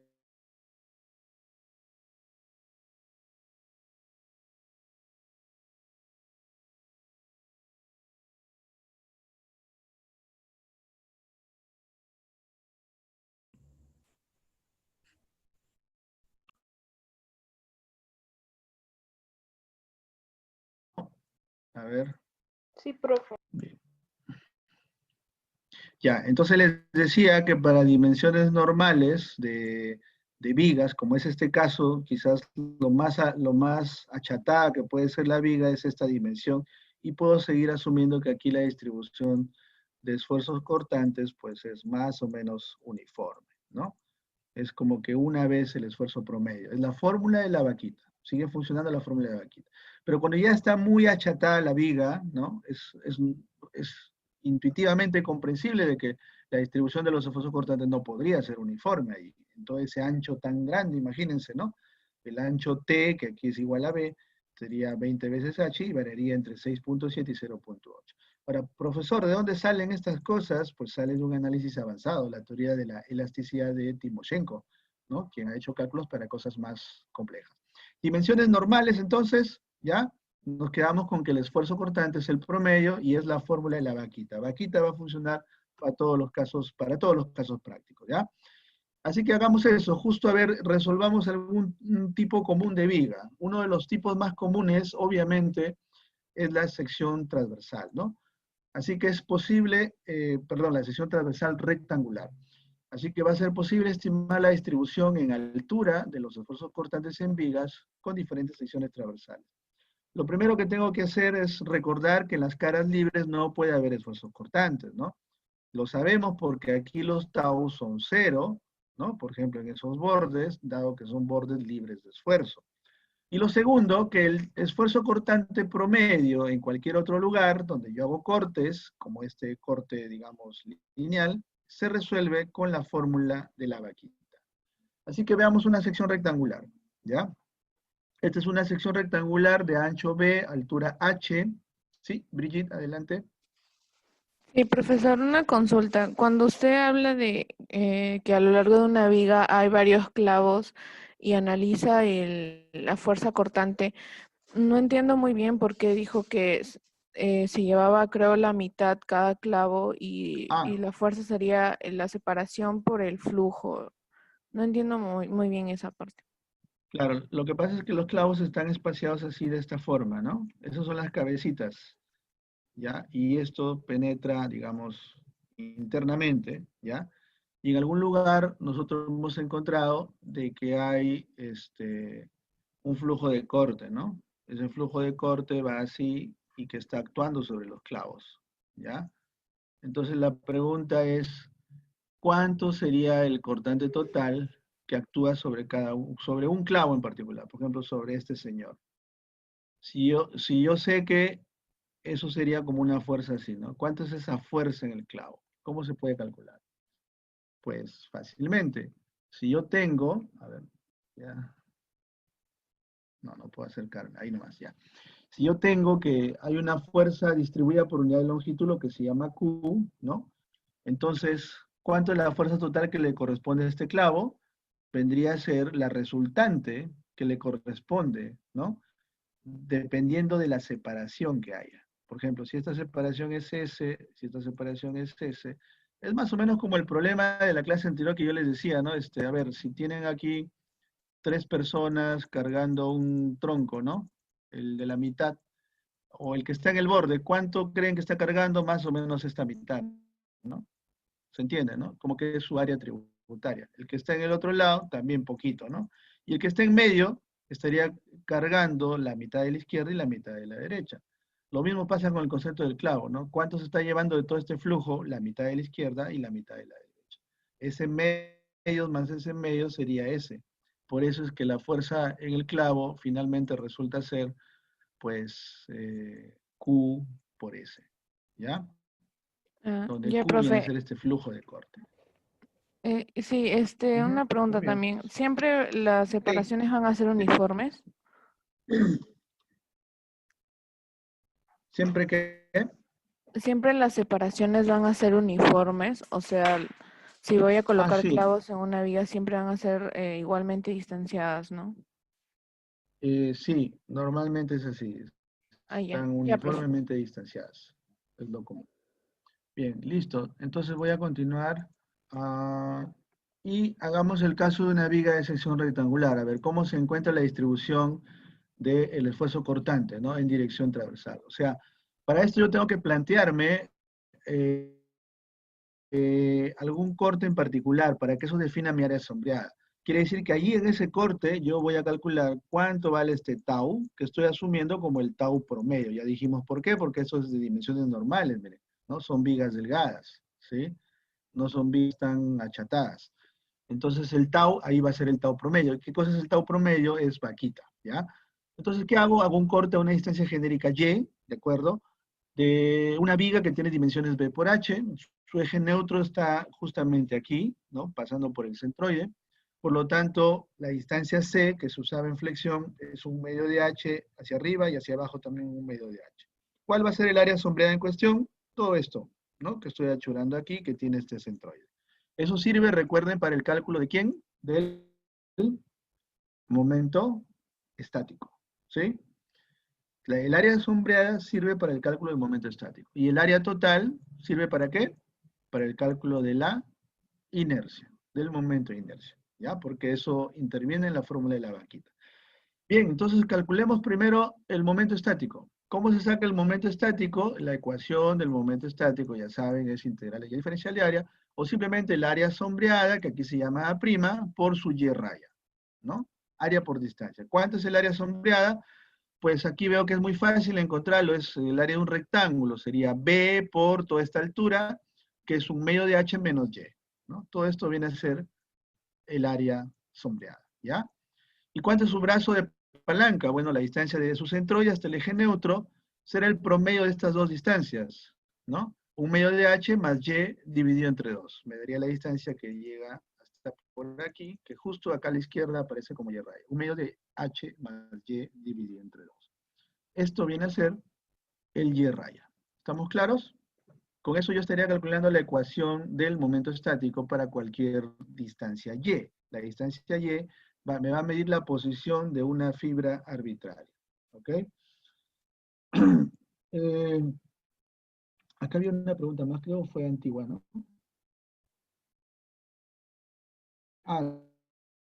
Era sobre el flujo de... sí, claro, sí, Sebastián me preguntaba sobre la pregunta, el esquema anterior, ¿no? Si la fuerza total cortante no sería el Q por la longitud total de la vía. Claro, la fuerza longitudinal total, ¿no? Efectivamente. Pero ¿para qué calculamos eso? Eso no necesitamos calcularlo. Pero sería, como tú bien lo dices ahí, ¿no? Lo que yo quiero calcular es solamente para cada clavo, así que multiplico por la distancia entre los clavos.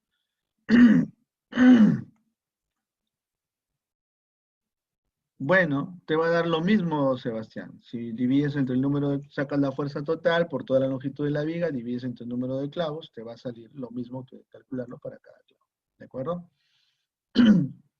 Bien. Regresemos al ejercicio actual. Entonces les decía que si yo quiero calcular la distribución de esfuerzos cortantes, yo quiero saber cuánto vale el tau aquí, ¿no? Entonces hay que definir un área sombreada. Un área sombreada se define con algún corte arbitrario por alguna, digamos, definido por alguna distancia arbitraria y, ¿no? ¿Cómo hemos sacado el área aquí? Muy fácil, B por esta altura, que es un medio de H menos Y, ahí está. Y su centroide, la distancia desde este centroide hasta el centroide o hasta el eje neutro es Y raya, que es el promedio de estas dos distancias, ¿no? Un medio de H más Y dividido entre 2. Y esta ecuación, noten que es muy fácil. En realidad C, como ven aquí, vale un medio de H. Entonces esto es como multiplicar C menos Y por C más Y. Eso es C cuadrado menos Y cuadrado. Ahí está, miren. C menos Y por C más Y, C cuadrado menos Y cuadrado, ¿ya? El área también, ¿cómo se calcula el área de la sección transversal? El área total sería B por 2 veces C, ¿ya? Y el momento de inercia, que es de toda la sección, ya sabemos que es un doceavo de B por H al cubo, ¿no? Un doceavo de B, otra vez tengo conexión inestable, me dicen, ya recuperé conexión. Ya, entonces la inercia es un doceavo del ancho por la altura al cubo, y la altura es 2 veces C al cubo, ¿no? Entonces, simplificando, al final me queda 2/3 de B por C al cubo. Ya, estoy reemplazando aquí, recuerden que H es igual, en este caso, a 2 veces C. ¿Ya? H es igual a 2 veces C. Reemplazando ahí me queda todo en función de C. Entonces, aplico la fórmula de la vaquita, ¿no? Si yo quiero calcular la fuerza cortante justo en esta posición, esto debe ser vaquita, ¿no? B por Q entre I por T. Eso ya lo hemos deducido exhaustivamente. Entonces, el cortante B es el que actúa en la sección. Se supone que aquí hay una fuerza cortante, ¿no? Que proviene de algún diagrama de fuerza cortante. El momento estático ya lo hemos sacado, es el que corresponde al área sombreada. El momento de inercia también. Y el ancho T, corresponde a esta longitud que estoy aquí cortando, ¿no? A lo largo del cual estimo el esfuerzo cortante promedio. Entonces el ancho T debería ser igual a B, que es el ancho de la viga, ¿no? Reemplazo todos los datos. A ver, Q era esta expresión, 1/2 de B por C cuadrado menos Y cuadrado, aquí está representado, ¿no? Luego la inercia, que es 2/3 de B por C al cubo, y el ancho, que es igual a B. Simplifico un poco las cosas, y entonces me queda que este tau, que es en realidad un promedio, es 3/2 de B entre A por 1 menos Y al cuadrado sobre C al cuadrado. O sea que es función de Y al cuadrado, miren. Si es función de Y al cuadrado, ¿qué forma tiene la distribución del esfuerzo cortante? Tiene una forma parabólica, ¿no? Al tener una forma parabólica, yo podría graficarlo, miren, ¿no? Puedo graficar el tau versus la altura Y, ¿no? En un diagrama, digamos, ¿no? Donde el tau máximo, ¿dónde se produce? En el centro, miren. Este es el tau máximo que se estaría produciendo. ¿Cuánto es ese valor? Ahorita lo vamos a averiguar, de acuerdo a la fórmula, ¿no? Y, pues, si la fórmula era, lo voy a poner aquí, 3/2 de B entre A, miren, aquí lo voy a poner, el tau es igual a 1.5 B entre A, ¿no? Que multiplica, como hemos visto en la diapositiva anterior, 1 menos Y al cuadrado sobre C al cuadrado, ¿sí? Si ese es el caso, entonces, a ver, para Y igual a 0, ¿cuánto vale el tau? Vale, si esto vale 0, se elimina 1.5 de B entre A. Entonces, este es el máximo valor que se produce justamente en la posición Y igual a 0. Entonces, aquí, en esta zona, es donde yo debería tener el tau máximo. Y si Y es igual a C, o sea, en este borde, cuando Y vale C, ¿no? Para todas las fibras que están en esta posición, ¿cuánto vale el?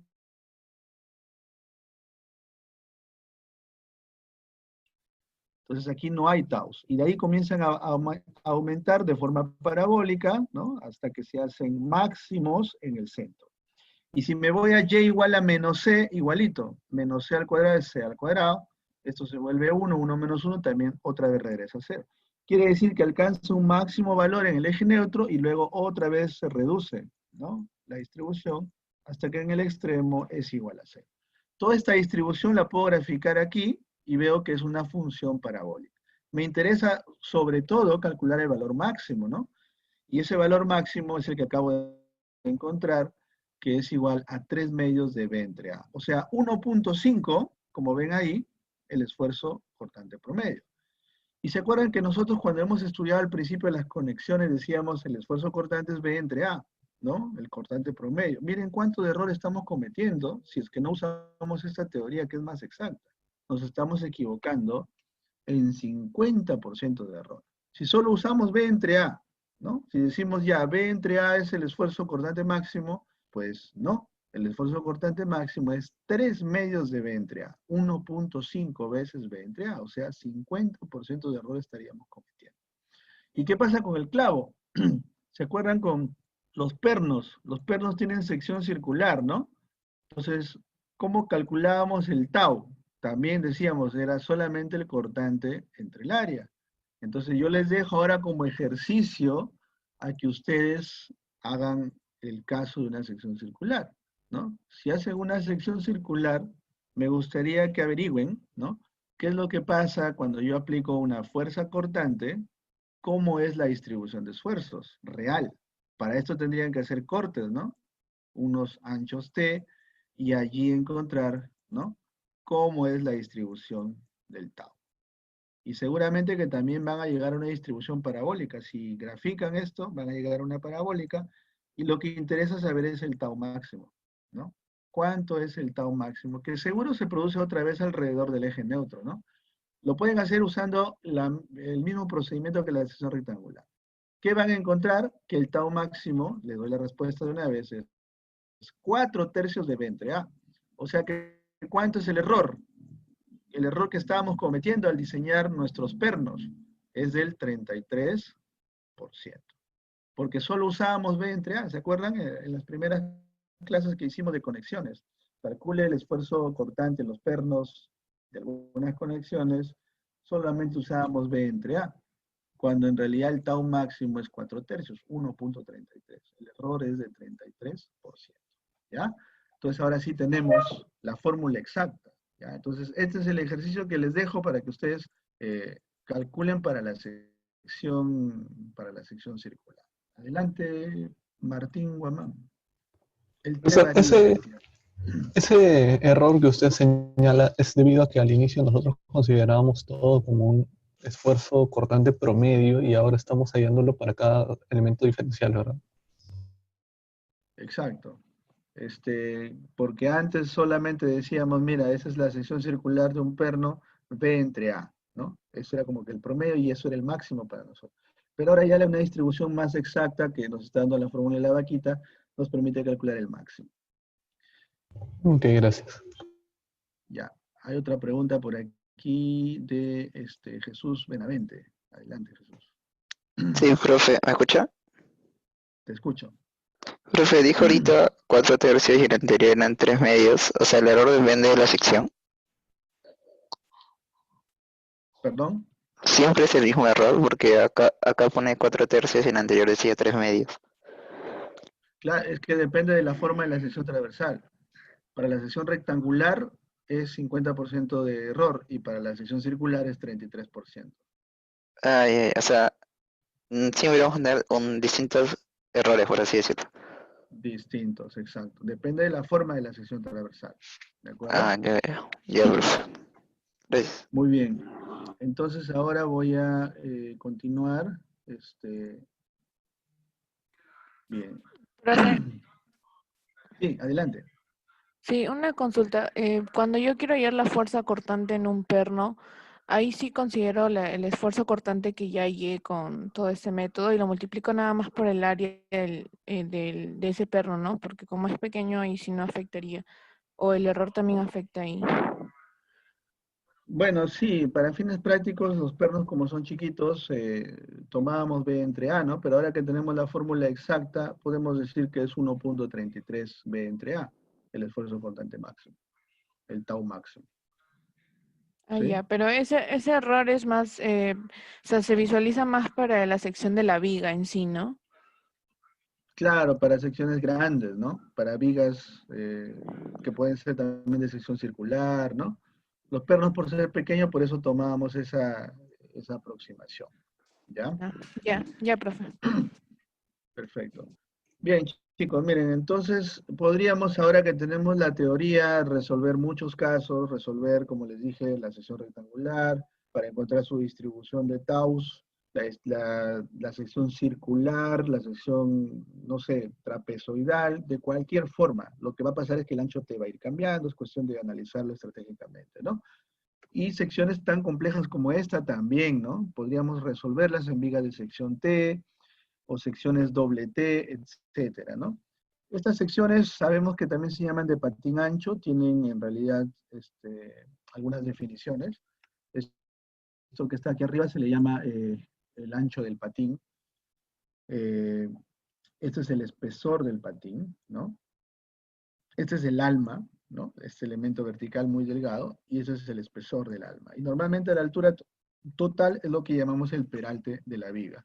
Peralte también es un concepto para las secciones rectangulares, ¿no? Entonces yo podría hacer todo este mismo análisis. Ya saben cuál es el proceso. Que tengo un área sombreada. Si yo quiero calcular el cortante aquí, por ejemplo, el cortante promedio, como siempre, ¿no? Tendríamos que hacerle un corte, pues. Hacemos el corte BB y sacamos el momento estático de toda esa área sombreada, ¿no? Toda esa área sombreada que me daría el valor de Q, ¿ya? Y ya saben que de toda la sección obtendríamos el momento de inercia. Y dibujar cómo varía este tau con respecto, pues, a la distancia vertical, ¿no? Si estoy, por ejemplo, en el patín superior, miren, el ancho es bastante grande, ¿no?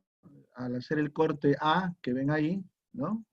Corresponde a esta dimensión T, ¿correcto? Y entonces, en el alma, ¿cuánto es la dimensión T? Pues la dimensión T es justamente el espesor del alma, ¿no? Que aquí le hemos llamado B, ¿de acuerdo? Y entonces en este ancho pequeño deberíamos calcularlo con la fórmula de la vaquita, ¿no? B por Q entre I por T. Y aquí en este ancho grande, también el tau que aparece por aquí, ¿no? El tau lo deberíamos calcular con la fórmula de la vaquita. Pero ¿qué pasa con el ancho T en el patín superior? Que es bastante grande, ¿no? Entonces los esfuerzos tau seguro van a ser pequeños. Bueno, no importa en qué zona estemos, también podríamos estar en la parte central, ¿no? El área sombreada sería todo lo de arriba. El hecho es que conocemos el método, ¿no? De cómo variar esa área sombreada. Entonces, si aplicamos la fórmula de la vaquita en el alma y en las alas, o en los patines, ¿no? Vamos a encontrar siempre la aplicación de esa ecuación, y más o menos nos saldría así, ¿ya? Si ustedes hacen el ejercicio y lo grafican, miren, noten que por aquí los taus van a ser chiquitos. ¿Por qué van a ser chiquitos? Porque el ancho T es grande, y recuerden que está en el denominador, B por Q entre I por T, ¿no? ¿Qué pasa cuando este ancho es muy grande? Pues el tau, ¿no? Es chiquito, es menor, porque está en el denominador. Por eso es que aquí en esta zona me salen valores pequeños del esfuerzo cortante. Y luego cuando entro a esta zona, en el alma, ¿no? El T resulta ser muy pequeñito. Entonces significaría que el cortante es bastante grande. Por eso es que aquí hay una discontinuidad y prácticamente se mantiene constante, ¿no? Entonces todo esto debería ser el gráfico de los esfuerzos cortantes, tau, ¿no? Versus la altura y. Entonces, miren, hay una fórmula aproximada, ¿no? Esto es una fórmula que se usa mucho en, digamos, en códigos, ¿no? Sobre todo códigos americanos, en normas, y nos dice, en vez de resolver toda esta viga que es tan compleja, porque tiene dos secciones, dos formas, calcula el tau máximo, básicamente, con esta fórmula aproximada, ¿no? Que es la fuerza cortante entre el área del alma, ¿no? Sacamos solamente el área del alma, que es solo esta parte, ¿ya? Y más o menos este tau que calculamos por aquí es el cortante entre el área del alma, que es lo que me interesa para fines prácticos. Y una buena aproximación. Yo los invito a que ustedes lo calculen con precisión. Saquen este tau máximo, a ver, el verdadero, ¿no? Y comparen con esta fórmula aproximada, que es el cortante entre el área del alma, y van a ver que más o menos coinciden, ¿ya? Hagamos un ejercicio entonces, ya que tenemos, miren, ya les he hablado al menos de, bueno, la formulación general de la fórmula de la vaquita, cómo llegar a esta vaquita, y por lo menos les he mencionado 3 ejemplos, ¿no? Cómo hacer la sección rectangular, cómo harían la sección circular, y cómo calcular de forma aproximada una sección de patín ancho, una sección de tipo W, ¿no? Que son 2 ejercicios que ustedes podrían resolver en casa y tener ahí el... Me gustaría que lo hagan para que la próxima clase lo discutamos. A ver, ejercicio 2. Vamos a hacer una sección rectangular, ¿no? Dice, considerando que el esfuerzo cortante permisible para la viga de madera mostrada es de 0.250 KSI, verifique que esta sección de 3.5 por 14.55 pulgadas, o sea, las dimensiones de la sección transversal rectangular, es aceptable desde el punto de vista de los esfuerzos cortantes, ¿ya? Verifiquemos si esta sección funciona desde el punto de vista de los esfuerzos cortantes. A ver, quiero que ustedes me digan qué es lo primero que tendríamos que hacer aquí.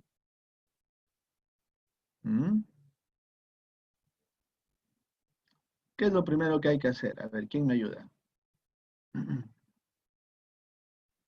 Equilibrio.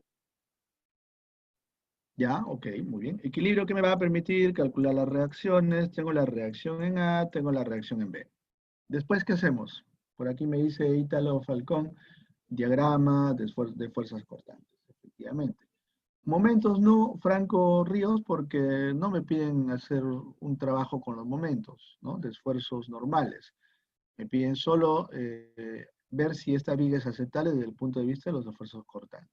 Entonces hay que dibujar el diagrama de fuerzas cortantes, que seguramente se acordarán que es carga puntual, sube, carga distribuida, lineal, carga puntual, ¿no? Otra vez sube, se mantiene constante y de ahí baja, ¿no? Más o menos ese sería mi diagrama de fuerzas cortantes.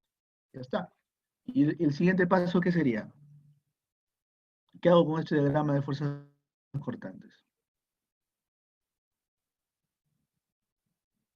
¿Ya? Lo dibujo muy bonito, acotado, con sus valores máximos. ¿Y luego qué? ¿Qué me dice? A ver. Tomar los valores máximos. Exactamente. Eso es lo que me dice. Entonces, seguramente el punto de aquí será Fuerza cortante máxima, podría ser aquí o aquí, habría que averiguarlo. Y luego, finalmente, ya con ese cortante máximo que está aplicado sobre mi sección transversal, aplico vaquita, ¿no?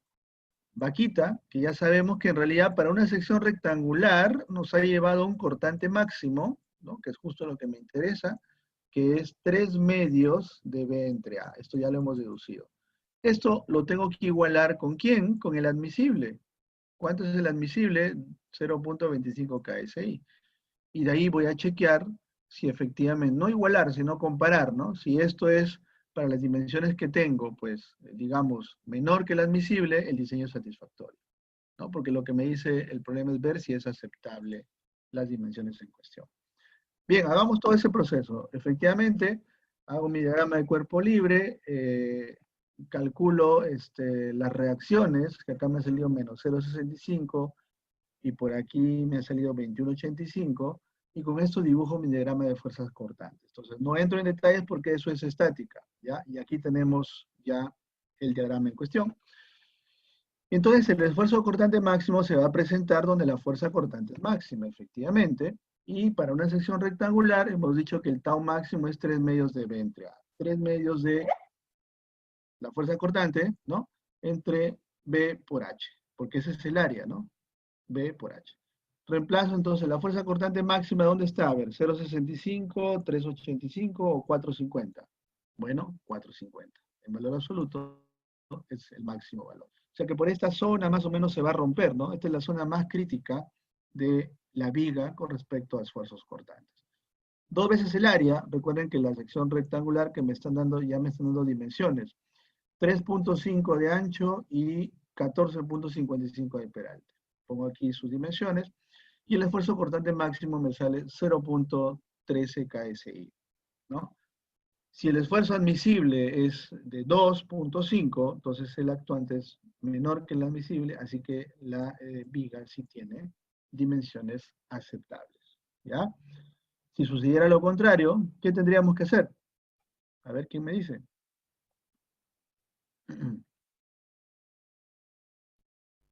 Si sucede lo contrario, ¿qué hacemos? O sea, si el esfuerzo cortante máximo es mayor que el admisible, o sea, la viga se rompe, ¿no? Tendríamos que aumentar las dimensiones de la sección transversal. Es decir, ya sea el ancho B o la altura H, ¿no? Normalmente la altura H porque es la que le da más capacidad a flexión. Aumentamos las dimensiones de la viga. Exacto. Muy bien. Ok, entonces veamos un último ejercicio, ¿ya? Con esto vamos a resumir la clase de hoy, ¿no? Dice, puesto que el esfuerzo cortante permisible para la viga de acero es de 90 megapascales, verifique que esta sección, W360 por 32.9, es aceptable. Es el mismo ejercicio anterior, ¿ya? Solo que ahora con una sección más compleja, una sección de patín ancho, ¿no? Una sección W360 por 32.9. Habrá que buscar sus propiedades en la tabla. Y además aquí había una fórmula aproximada que el tau máximo era el cortante entre el área del alma, ¿no? También la acabamos de definir. Bien, entonces lo mismo que me han dicho ustedes, profesor, mire, primero calcule las reacciones, luego haga su diagrama de fuerzas cortantes, encuentre la fuerza cortante máxima, con esa de ahí encuentre el tau máximo, y vea si es que eso no supera los esfuerzos cortantes, ¿no? El admisible. Bien, eso es lo que vamos a hacer. La estática ya está resuelta, ¿no? Aquí, digamos que el A sub Y ha salido 52 kilonewtons y la reacción en D ha salido 58, ¿no? Esto sube, de ahí baja linealmente hasta el punto B, se mantiene constante, de ahí baja porque se encuentra con una carga de 50, ¿no? Se mantiene constante, de ahí sube y cierra en 0. Otra vez es un problema de estática, ¿no? Jorge me pregunta si el cortante es negativo, lo tomamos en valor absoluto. Sí, porque si el cortante es hacia arriba o hacia abajo, lo que produciría es un esfuerzo cortante hacia arriba o hacia abajo. Y al final es comparado con el esfuerzo cortante admisible. Bueno, esto es estática, así que la carga cortante es soportada por el alma, hemos dicho de una fórmula aproximada. ¿Y cuánto es el área del alma? Habrá que ir pues a la tabla del apéndice C para esta W y averiguar cuánto es el peralte, ¿no? El peralte de la sección, 349 milímetros. También en la tabla se muestra cuánto es el ancho del alma. Si yo multiplico el ancho del alma por el peralte de la viga, voy a tener el área del alma, ¿ya? Entonces, con esto voy a poder aplicar la fórmula aproximada del tau máximo para una sección de patín ancho. El área del alma sale 2024 milímetros cuadrados, así que el cortante máximo entre el área del alma, ¿no?, que está aquí, 58 kilonewtons entre 2024 milímetros cuadrados, es 28.7, ¿no?, megapascales. ¿De acuerdo? Y entonces, ¿qué está pasando? ¿Cuánto es el admisible? A ver, recordemos, el admisible era 90, ¿no? Si lo que actúa es 28.7 y lo que resiste es de 90, entonces, ¿qué hacemos? ¿Está bien o está mal el diseño? ¿Qué me pueden decir? Lo que actúa es menor que lo que resiste. Por lo tanto, está bien, ¿no? La viga, digamos que satisface el diseño, ¿ya? Entonces, no se va a romper, no va a colapsar. Si se produjera lo contrario, ¿no? Entonces, las dimensiones, pues, habría que modificarlas. ¿Tiene dimensiones estables? Sí las tiene, ¿verdad? Bien, miren, otra manera de calcular con precisión, miren, aquí voy a comparar la fórmula aproximada, ¿no? Que teníamos que, en realidad, esto es una fórmula aproximada, el cortante máximo entre el área del alma, lo puedo calcular de manera precisa, tomando un corte en el eje neutro, porque yo ya sé que aquí en el eje neutro, ¿no?, voy a tener toda esta área sombreada. Con toda esta área sombreada, yo podría encontrar el valor de Q, ¿sí? Ya saben que con eso sale Q. Y de toda la sección tendría su momento de inercia, que de paso ya está en la tabla, ¿no? Entonces voy a calcular el tau máximo con la fórmula de la vaquita para un corte que está pasando por el eje neutro. Y comparamos con el aproximado a ver si sale más o menos parecido, ¿no? Bueno, ¿cómo sacamos aquí el Q? ¿Sí? Noten que hay dos formas rectangulares. El patín superior, cuya área viene a ser 851 por 127, y su brazo de palanca sería desde su centroide hasta el eje neutro, ¿no? Estamos hablando de 348 entre 2 menos 851 entre 2. Esto es su Y raya, ¿no? Es como que área 1 por Y1 raya. ¿Ya? Estoy pensando en este elemento, que es el elemento 1. Después el de acá, que también tiene su propio centroide, sería el elemento 2, ¿no? ¿Cuánto es su área? Su área sería el ancho, que es 584 por toda esta altura, que viene a ser la mitad de 348 entre 2 menos 851. Esto viene a ser como que su área 2, y su Y raya sería desde su centroide hasta aquí, hasta el eje neutro, ¿no? La mitad de toda esta altura, que es 348 entre 2 menos 851. Esto viene a ser como que el Y sub 2 raya. Al hacer la operación, me queda que Q sale en milímetros cúbicos 263.425, ¿ya? Y entonces el cortante máximo ya lo habíamos calculado, era 58 kilonewtons, ¿no? La inercia la sacamos de la tabla, en realidad la inercia con respecto a ese eje indicado ahí, que se llama eje X, y el ancho T, donde yo quiero calcular el tau máximo, viene a ser este ancho, que es el ancho del alma, que es 5.84 milímetros, ¿no? Así que el tau máximo es 31.6. Este es el exacto. ¿Y el aproximado cuánto salió? A ver.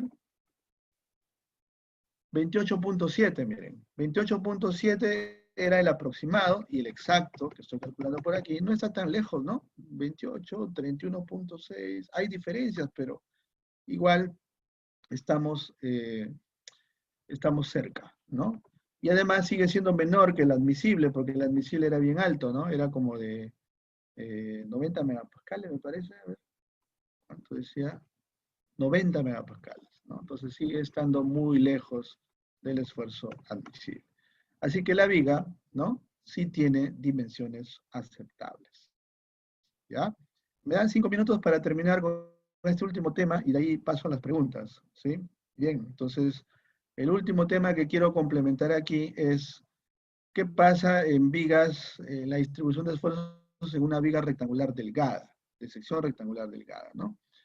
Si consideramos una viga en voladizo, noten ahí que la fuerza cortante B y el esfuerzo cortante tau XY no dependen de la posición X de la viga, y es algo que vamos a demostrar a continuación, ¿no?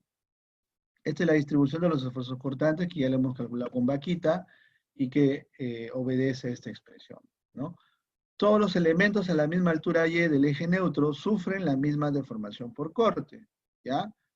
Y lo vamos a ver más o menos así, miren. Esto es algo que viola la hipótesis de Navier de que las secciones planas permanecen planas. Las secciones planas no permanecen planas. Porque miren lo que está pasando, ¿no? Si yo tengo que los esfuerzos cortantes cambian con la altura, pero a una misma altura tienen la misma distribución, ¿no? Significa que todos los cuadraditos se han convertido en rombos y en la misma altura tienen la misma distorsión. Miren, por ejemplo, este rombo es igual a este, perdón, paralelogramo, ¿no?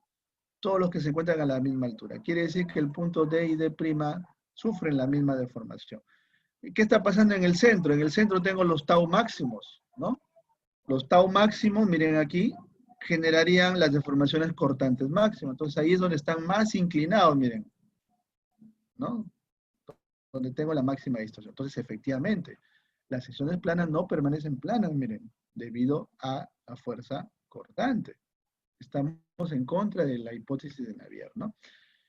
Bueno, pero observamos que la distancia que hay entre D y D' no varía, ¿no? O sea, noten aquí que esta distancia entre dos puntos, ¿ya? Si bien acá se inclinan más, sigue siendo la misma, miren, ¿no? Las secciones se desplazan lo mismo, pero en forma relativa entre D y D' no hay, vamos a decir, variación. Es decir, las deformaciones por corte no afectan a la distribución de los esfuerzos longitudinales, epsilon X y sigma sub X. Repito el concepto. Si yo tengo que los cuadraditos pueden distorsionarse de diferente manera, la distancia relativa que hay entre dos puntos, entre D y D' en este caso, no sufre variación. O sea que no afecta a los esfuerzos normales. La fuerza cortante no afecta a los esfuerzos normales. Entonces podremos calcular los esfuerzos en vigas de sección rectangular de la siguiente manera, ¿no? Tratando de mantener nuestras hipótesis, que con vaquita hemos llegado a esta ecuación, y si yo quiero calcularlo para una distribución de momentos, ¿no? Por ejemplo, un elemento envoladizo con una carga en el extremo para cualquier distancia x cualquiera, ¿no? Su momento sería menos p por x.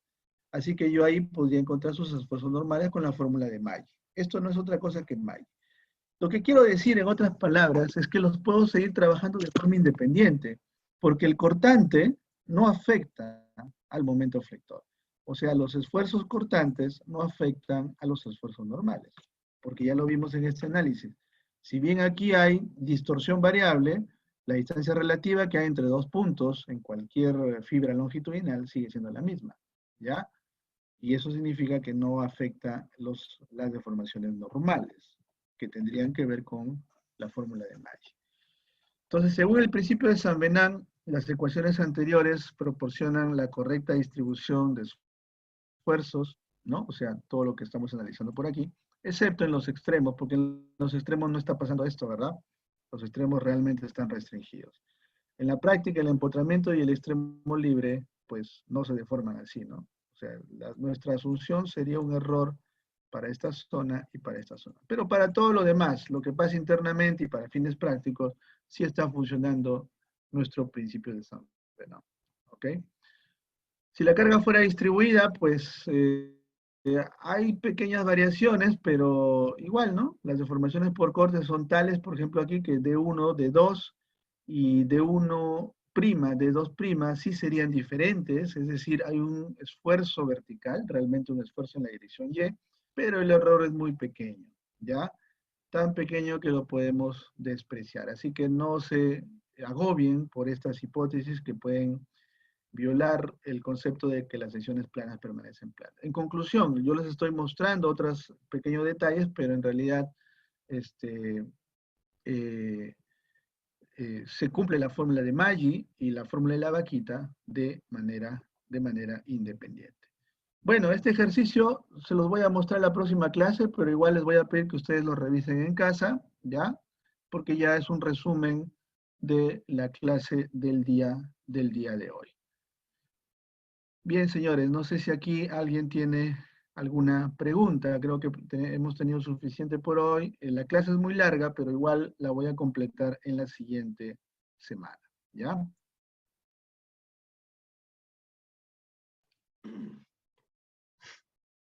Ok, señores, a ver, nuevamente les invito a ver si tiene alguien ¿Alguna pregunta, alguna inquietud? Este tema es el primero relacionado con el tema de esfuerzo cortante y es un poquito árido, un poquito pesado. Yo sé que toma tiempo comprender, pero igual vamos a tener oportunidad en la próxima clase, ¿no? Para poder hacer, bueno, para completar esta clase, porque todavía nos falta ver algunos ejercicios más y también ver otro tema relacionado con esfuerzo cortante, pero aplicado para pared delgada, que también, ¿no? Es una cosa muy común. Bien, a ver a los presentes, si alguien tiene alguna inquietud, alguna pregunta sobre lo que hemos hablado hoy, ya están habilitados sus micrófonos, si alguien quiere preguntar algo.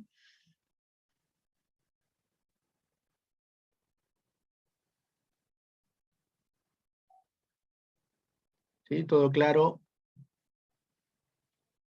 Diego, Gabriel, Grecia, Johan, Joseph, a ver, todos los presentes.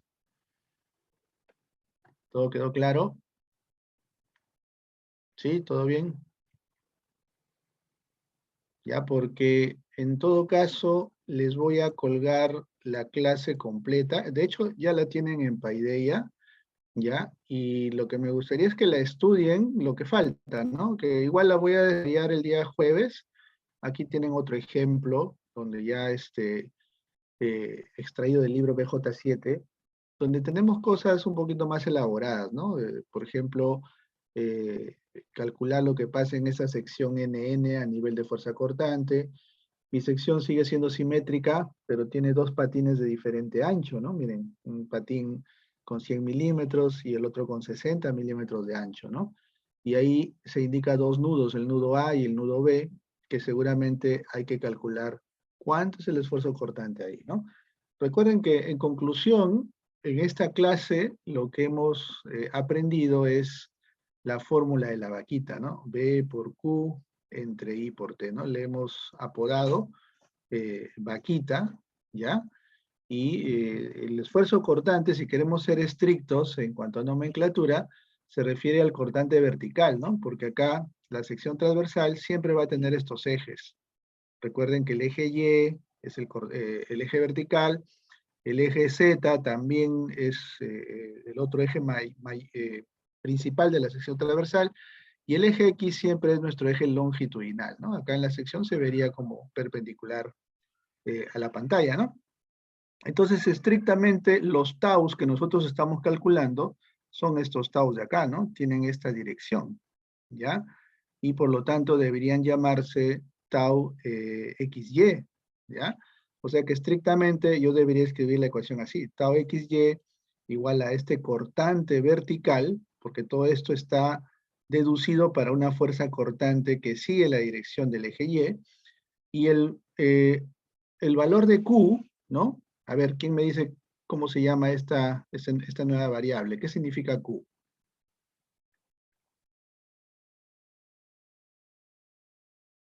A ver, ¿alguien? Se olvidaron el nombre de Q. Momento estático, me dice ahí Melissa y Grecia, ¿no? Se llama momento estático. En otros textos también lo van a encontrar como primer momento, que es el momento del área. Es multiplicar área por distancia, ¿no? ¿Qué área? Un área sombreada. Depende de donde yo esté calculando el tau, ¿no? Pero recuerden que es un momento que se toma respecto al eje Z. Entonces, estrictamente esto debería ser un Q sub Z. Si yo estoy calculando el tau de acá, por ejemplo, toda esta será el área sombreada, ¿no? Depende de la situación. Si me piden para el nudo A, aquí qué está sucediendo, entonces esto debería ser el Q del punto A, ¿verdad? El Q del área sombreada. Ya, entonces es un Q sub Z estrictamente. La inercia también es la inercia relacionada con el eje Z, ¿ya? Porque recuerden, el cortante vertical, la inercia es respecto a Z, y T viene a ser el ancho, ¿no? En el cual se desarrolla el corte. Entonces, si yo quiero calcular este tau, este viene a ser el ancho involucrado para este cálculo, ¿no? Ahora, para el nudo B, la figura cambia, ¿no? Si para el nudo B yo quiero encontrar cuánto vale su tau, aquí sería este el ancho, y obviamente es más fácil tomar el área sombreada de abajo que la de arriba. Entonces esto viene a ser el Q para el nudo B, por ejemplo, ¿no? Ya que viene a ser área sombreada, recuerden el concepto del momento estático, ¿no? Área sombreada por brazo de palanca, desde su centroide hasta el centroide de toda la sección transversal. Ya, entonces yo les voy a pedir que vayan revisando este ejercicio, los dejo ahí ya publicado en Paideia, por ahí está la solución, igual la vamos a ver la próxima clase el jueves, y hay un ejercicio más, ¿no? De la misma forma, relacionado con el cálculo de los valores extremos del esfuerzo cortante, ¿ya? Y ahorita estamos ya terminando esta clase entonces. Muy bien, chicos, ¿alguna pregunta? Todavía vamos a tener tiempo entonces para poder terminar esta clase, ¿ya, chicos? ¿Alguna pregunta? ¿Lo dejamos aquí entonces? ¿Sí? Ya. Listo, chicos. Entonces nos vemos el día jueves. Cuídense mucho. Y ahí vamos a tener oportunidad de seguir desarrollando más este tema, ¿ya? Bueno, que tengan buen día. Cuídense. Hasta luego. Nos vemos.